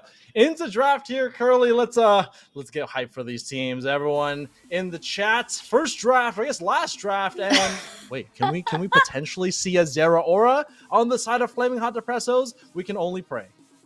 I had a feeling like it was gonna be the Cinder and the Slowbro again. Slowbro, I know we noticed the Hoopa Rings Unbound bringing in the Espeon that got the secure on the Ray, but Slowbro came in before Espeon and got into that Ray pit and served away. I want to say it was Overlord and probably some other teammates that were kind of in that little situation there. So yeah, that is definitely a deserved Slowbro ban. Definitely respect it. And of course, we've seen what Cinderace is capable of doing. But yeah, some interesting things already going on here. Luminosity might be looking to switch up some of their picks here. We keep seeing Overlord going back to that Mimikyu. Maybe they're gonna lock in. No, they ended up swapping with Lutano. They're gonna lock in the Crustle and the Trevenant. So this makes it a little bit difficult for Flamin' Hot Depressos. They are a little bit limited on the defenders that they can pick here. I want to say they're probably going to go with either a Snorlax or an Umbreon or a Lapras. I know I've seen some regions rocking the Lapras. Mamoswine, please. We don't know anything here, Curly. I'm telling you. We say, oh, they're probably going to pick this. They're probably going to go this moveset. Nah, we're going to pick something else. And what a character to pick, especially with the caster I got next to me. Mamoswine. Defender on the table here. What do you think? I'm sorry, I did not mean to scream. It's just I have been waiting to see some Mammo gameplay. I love Mamoswine so much. So I am so excited. Flamin' Hot Depressos, please win this game. Please. I will literally cry. It's clearly no bias from our casters here, but little pig. The big pig is coming out to play here. But well, take a look at the other team. We got a character or a pairing that Overlord is very familiar with.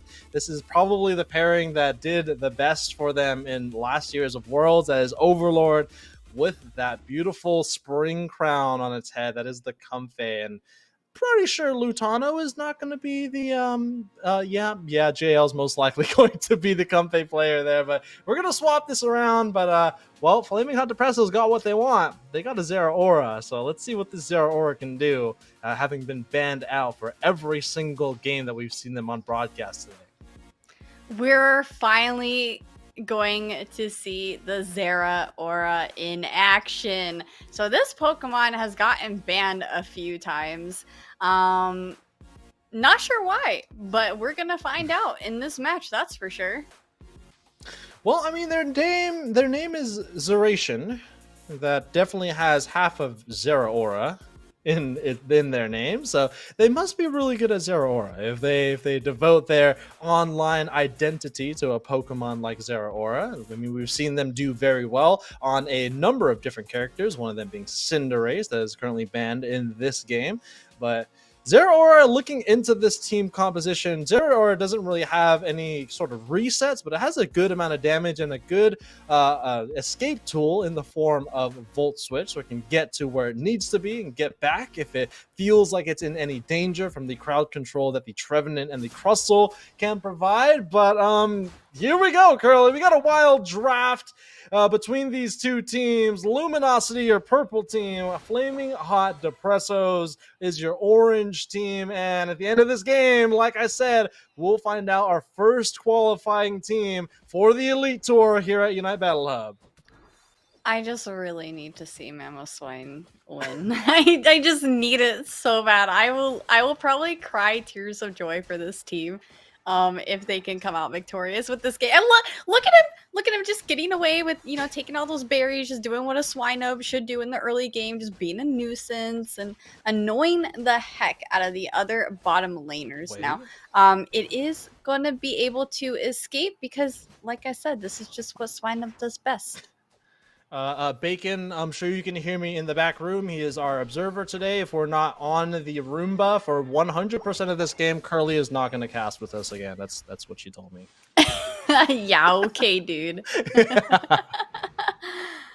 Alrighty, so same song and dance that we see in this early game here, but these teams, they are out for each other. They really, really want to get this dub. One more game, and this is it, y'all. This is the final game to wrap up this evening, and I'm sure it's going to be a treat. But here we go. Getting into some action. We got Overlord with the Comfey on him in the bot path here. And how dare you, taking out my poor little Swina. But huge plays coming from Zoroark. I'm so sorry. I'm going to be a little biased here. Take it away, Draku. All right, Swablu's Altaria in the central area spawning, but of course the show here is in this bottom path. Overlord going to get a small score of 10. The Zero Aura going to get a nice bit of experience as they get a 2-for-1. Of course, as the Comfey attached to them, they always get the Comfey normally after you get the KO of the host. But look at that! KO streak of 2 for the Piloswine, Curly! As they should. Honestly, king energy right there. Wow, they're going to go for a small break of 1, maybe just, again, for positional advantage in this bottom path. Joey has found a Comfey attached to its head. Unfortunately, their teammate there, both from Alter Ego, unfortunately is going to leave their friend behind, and Comfey is going to find them once again. But in the top path, we do have Overlord Lutano going into this tier 1 goal zone. An early break for them as well with a 20-point overcap. It's going to bring the scoreline closer to parity. Level 6 on level 7 now on the Piloswine, so a couple more levels to become the big pig that we know that Curly loves. But first objectives on the map, Reggie Ice, best objective in the bottom lane, obviously.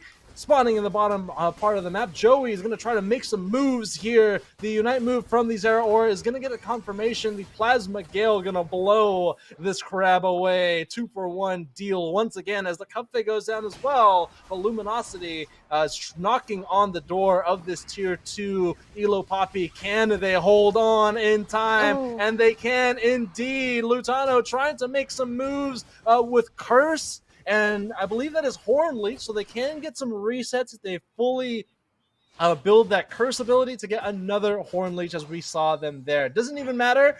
Regieleki taken down at the tier 2, and 6 minutes left to go. Scoreline looking very even, Curly. Yeah, that was some incredible defense coming from Flamin' Hot Depressos. Definitely looked like Luminosity was going to get that lucky and try to make a push on that top lane. I think that would have been a huge strategy there, breaking that top lane as early as you possibly can. That way you force Flamin' Hot Depressos to have to answer to any future Alekis if that top base does go down. Oh my goodness. Oh my Overlord out here with 1 HP and a Dream. They were able to get the KO on the Pikachu, but unfortunately getting KO'd themselves. But of course, there are a bunch of trading going on right now. So, just going back and forth with these KOs at the moment. Taking a look at these levels, though, we are getting a little bit behind on the side of Flamin' Hot Depressos. We want to see that Mamoswine and Hoopa getting their Unite moves. And we are going to see that Zera Aura going down as well. We have 2 objectives spawning on the map, though. Looks like we're mainly going to prioritize top objective, possibly, especially given that Flamin' Hot Depressos is missing their top tier 1. So this would be a huge play for Luminosity if they can get the secure and if they can make a push for it on the tier 2. Here we go. It looks like Luminosity gets the objective secure in the top path, so it's marching down the tier 2. The timer that is this Regieleki moving to this tier 2 goal zone is on. Hoopa is still in that unbound state, so they're not able to get the portal up. Here comes the portal, sending everyone to the tier 2. Can they make it there in time? Looks like the Hoopa is up there as well. The arrows on that goal zone means the Regieleki is still up, as we see here, but 2 members down for Flaming Hot Depressos, 3 members, 4 members down for Luminosity, and Flaming Hot Depressos is just in time. They have made it for the defense. They've secured this bottom objective, and it looks like they don't have the score lead, but the levels are looking very good for both of these teams. Flaming Hot Depressos, their defense is just as good as their offense here in game number 3. Yeah, they're not doing too bad. They're definitely handling those Aleki pushes very well. There were quite a few Unite moves utilized there by Luminosity, and Flamin' Hot Depressos just dealt with it so well. Their defense is absolutely impeccable, but we are trying to get some dunks down here on this bottom tier 1. Looks like Flamin' Hot Depressos, sorry, they did change their name. No more Dodrios. Their defense, I keep bringing it up, is incredible this game, and they are just constantly knocking down Luminosity like dominoes here, getting so many KOs on their team members. So it's not looking too great for Luminosity, but there is still 3 minutes left in the game, and anything can happen at this point. Yeah, this is an incredibly close game. Overlord has gotten a KO streak of 2. Make that a KO streak of 3 as the Comfey hands the experience over to Overlord with that EXP share. The scoreline is literally the same. It is a close battle between the two teams. 3 minutes left and only 6 points separates these two teams. We do finally have a Mammoth on the field at level 11. There is going to be a brawl for this bottom southern objective. Flaming Hot Depressos marching on forward. They have to be careful so they don't get put in a tomb of rocks themselves. Oh, here we go. We got the Volt Tackle on the Zera, or as the Zoroark being, oh my goodness, all the way from Saffron City on the left side of the map, getting a KO with that Inteleon here, going for a KO streak of 2 as well. It gets picked up by an Ice Fang. Regirock here is being brought rather slowly because it's the only one here. Can they get this in time? They are able to get it. Uh-oh, they got to be careful out there. Eject button from Joey with the X scissor. Here comes the press here from Luminosity. Can they get away? It looks like they are going to be able to get away. Lutano going in deep, forcing out the Unite move, and the Unite move going out the other way. There's a huge brawl here on the other side of the map. While this is all going on, let's take a look at the central area as Luminosity has put their foot on the gas. Rayquaza has recovered back to full. Unite move from the Hoopa is going to bring everyone to center. Overlord is down. Once again, Overlord is down. Same thing for the Crustle is down as well. Everyone is popping their Unite moves. Here's their Aura is down as well. Hoopa is down as well. The only one that's left alive is Otter, but they get taken down. It is a full team wipe for Luminosity as Flaming Hot Depressos wins out here in game number 3. 1 minute left for Rayquaza on the field. This should be an easy secure for their team, and Flaming Hot Depressos, all they have to do is win this last minute, and they make their way to the main stage in the end of the month. I cannot believe we are witnessing a Mamoswine dub here by Flamin' Hot Depressos. Oh my gosh, Draco, take a moment to breathe, my guy, because oh my gosh, this set has been absolutely intense. Definitely one of the most entertaining matches that we have seen all night. I mean, Luminosity, they are such a phenomenal team. They are looking really good with this new roster that they're rocking with, and they definitely made some crazy plays, but Flamin' Hot Depressos really fought hard with their defense. Oh, but this is not looking good for Flamin' Hot Depressos. They are 4 down with just their Aura, and it is a team play. Oh, no! I jinxed it. I may have jinxed it, unfortunately. Oh, no. Yeah, oh, it's no. not over till it's over. Yeah. Luminosity put together a huge push at the very end of the game. They broke the tier 2. They scored a few points on the tier 3. And unfortunately, the Cinderella story is unfortunately going to end in a nightmare for Flaming Hot Depressos, as they were able to secure the Rayquaza. They got the objective secure, but was not able to put enough points and defend their goal zone. And man, Flaming Hot Depressos had a wonderful game 3 here, but it is proud of me to say, though, that Luminosity looking really strong here in today's events, coming out of EUIC, having a huge roster change, and we can go ahead and crown our first, at least, qualifying team for the Unite Battle Hub Elite Tour. Luminosity is moving on to the main event for North America. Incredible plays from both of these teams here. Even though Flamin' Hot Depressos did not get the dub, like, that was a nail-biting finish. My God, like, just incredible plays coming from both of these teams here. And, I still consider it a win, in my heart. Okay, I got to see some Mamoswine action, and I don't think Mamoswine was the issue at all. It's just a very unfortunate circumstance where, your team gets wiped, and the other team is able to score in some points while you're waiting to respawn. So, but still, the plays were peak and just absolutely incredible.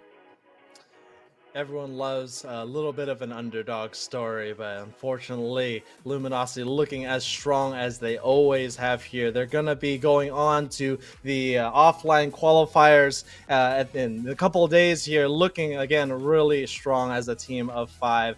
Going against some really strong teams today as well. Flaming Hot Depressos just weren't able to stop these Titans. Look at this. Overlord already level 15. Trevenant level 15. Not something you see very often as a defender at level 15, regardless, not even taking the Rayquaza off of the field. And we can see the tail of the tape here as we saw Luminosity. It's going to be on top today. Oh my gosh, what a series we had there too. I gotta say, after that first game where Overlord had 148,000 damage, I was like, oh, this is going to be a wrap, right? It's going to be just 0-2 for Flaming Hot Depressos. But they turned on the heat in game 2, and then game 3 was out of control. I mean, the respect ban for the Zerora made sense after seeing that game. Zeration playing that Zerora to perfection throughout the series, and almost coming away with a huge upset against Luminosity, against the reigning world champions, essentially. Obviously some roster changes, but still a lot of talented players there. I gotta say, even though Flaming Hot Depressos lost there, they have a lot to be proud of, and we hope to see them at a future Elite Tour qualifier. Yeah, pretty significant roster changes for Luminosity, but I'm glad to see that Otter, Lutano, JL, and Joey are making a name for themselves under a new name in the super team that they are building, and excited to see all 5 of y'all this Saturday in the regional qualifiers. Definitely. Yeah, and Curly, we saw some very unique picks. We saw the Mamoswine in that game too. Yes. Your final thoughts on that series? Oh man, please more Mamoswine. It's so exciting. I love Mamoswine gameplay. I mean, and look at the defense that Flamin' Hot Dodrios had that game. Mamoswine helped make that happen. I gotta give it up for Flamin' Hot Depressos. They got the bottom line of the defenders. They banned Blastoise. Slowbro was also banned, and then Luminosity picked up the Crustle and Trevenant. There's only so much that they could work with at that point. And don't get me wrong, there are a lot of great defender picks still there. But oh my goodness, it is so exciting to see these teams picking up picks that you haven't seen in a while, or picks that you don't expect, and then to see them do well with it. Given that, it was a loss, they fought so hard. And especially going up against a team like Luminosity, where pretty much all of those players all have UCS experience and are obviously they're going to be a strong team for sure. We all know how these players tend to play, and so I think they did their absolute best, and they played incredible. So shout out to every team tonight that played. I honestly, this was the most fun tourney that I have ever casted over. I had so much fun, and every single match was just very hype and exciting. Yeah, especially with those off meta picks in the grand finals there too, forcing a game number 3 super close. But a big congratulations to Luminosity for being our first team to make it and qualify for the main events. However, there are still plenty of other qualifiers to go, so we will have some dates on the screen for you. So if you're watching at home, you want to join in on the action, here you go. Here's the best time to do it. We have another NA qualifier on the 16th. EU qualifier on the 11th, another one on the 18th, and then we have the LCQ last chance qualifier on the 21st, and at these respective times. And of course, the main event at the end of the month on the 25th, $500 prize pool on the line. Really love to see the participation from, I believe, over 20 teams today. Looking to see even more in future qualifiers for the Unite Battle Hub Elite Tour. So that pretty much wraps it up for us. Any final thoughts on today's tournament? We'll start with you, Draku. I would say the really cool thing about the Elite Tour that the Unite Battle Hub is putting together is not very often do teams from different regions get to play against each other. Obviously, we saw a big glimmer of that in EUIC, the only international LAN event that's happened this year so far. But I know a lot of these teams are bound for UCS, potentially even Worlds bound teams. So any opportunity you get to perform against another region is going to be to your advantage. So love to see all the participation today from top teams, from teams that maybe have been put together rather recently, and I'm excited to see the next qualifier, and then of course the European qualifiers that happen over the next 2 weeks as well. Yeah, definitely great to see these cross-regional competitions, because on that main stage, it will be from all various regions around the world. Curly Q, final thoughts on this tournament? You said it was your favorite to commentate so far, and hopefully the next one's even more fun than this one. Yeah, honestly, I think the further that we get closer, the closer that we get to Worlds, sorry, trying to figure out my words, you know, the competition just heats up more and more, and it gets so exciting. I think, you know, with double bans too, it creates a lot more variety with these teams, with their picks and stuff. And I think we're just seeing a lot of very exciting things happening among a lot of these teams, and they just keep getting better and better. And yeah, I just want to shout out all the teams that signed up. Thank you so much, and everyone that showed up in the chat and supported what Unite Battle Hub is doing over here. We greatly appreciate it. And also thank you so much to our mod team behind the scenes, our cam observer producers. You guys are the rocks of Unite Battle Hub, and we appreciate all of the support and help. That's right. And special shout out to Zeration for bringing back Cinderace too. Excited to see that put in some work on this big stage, getting the respect bans from the opponents from Luminosity as well. But anyway, thank you all for watching. Thank you all for tuning in, and we hope to see you at the next one.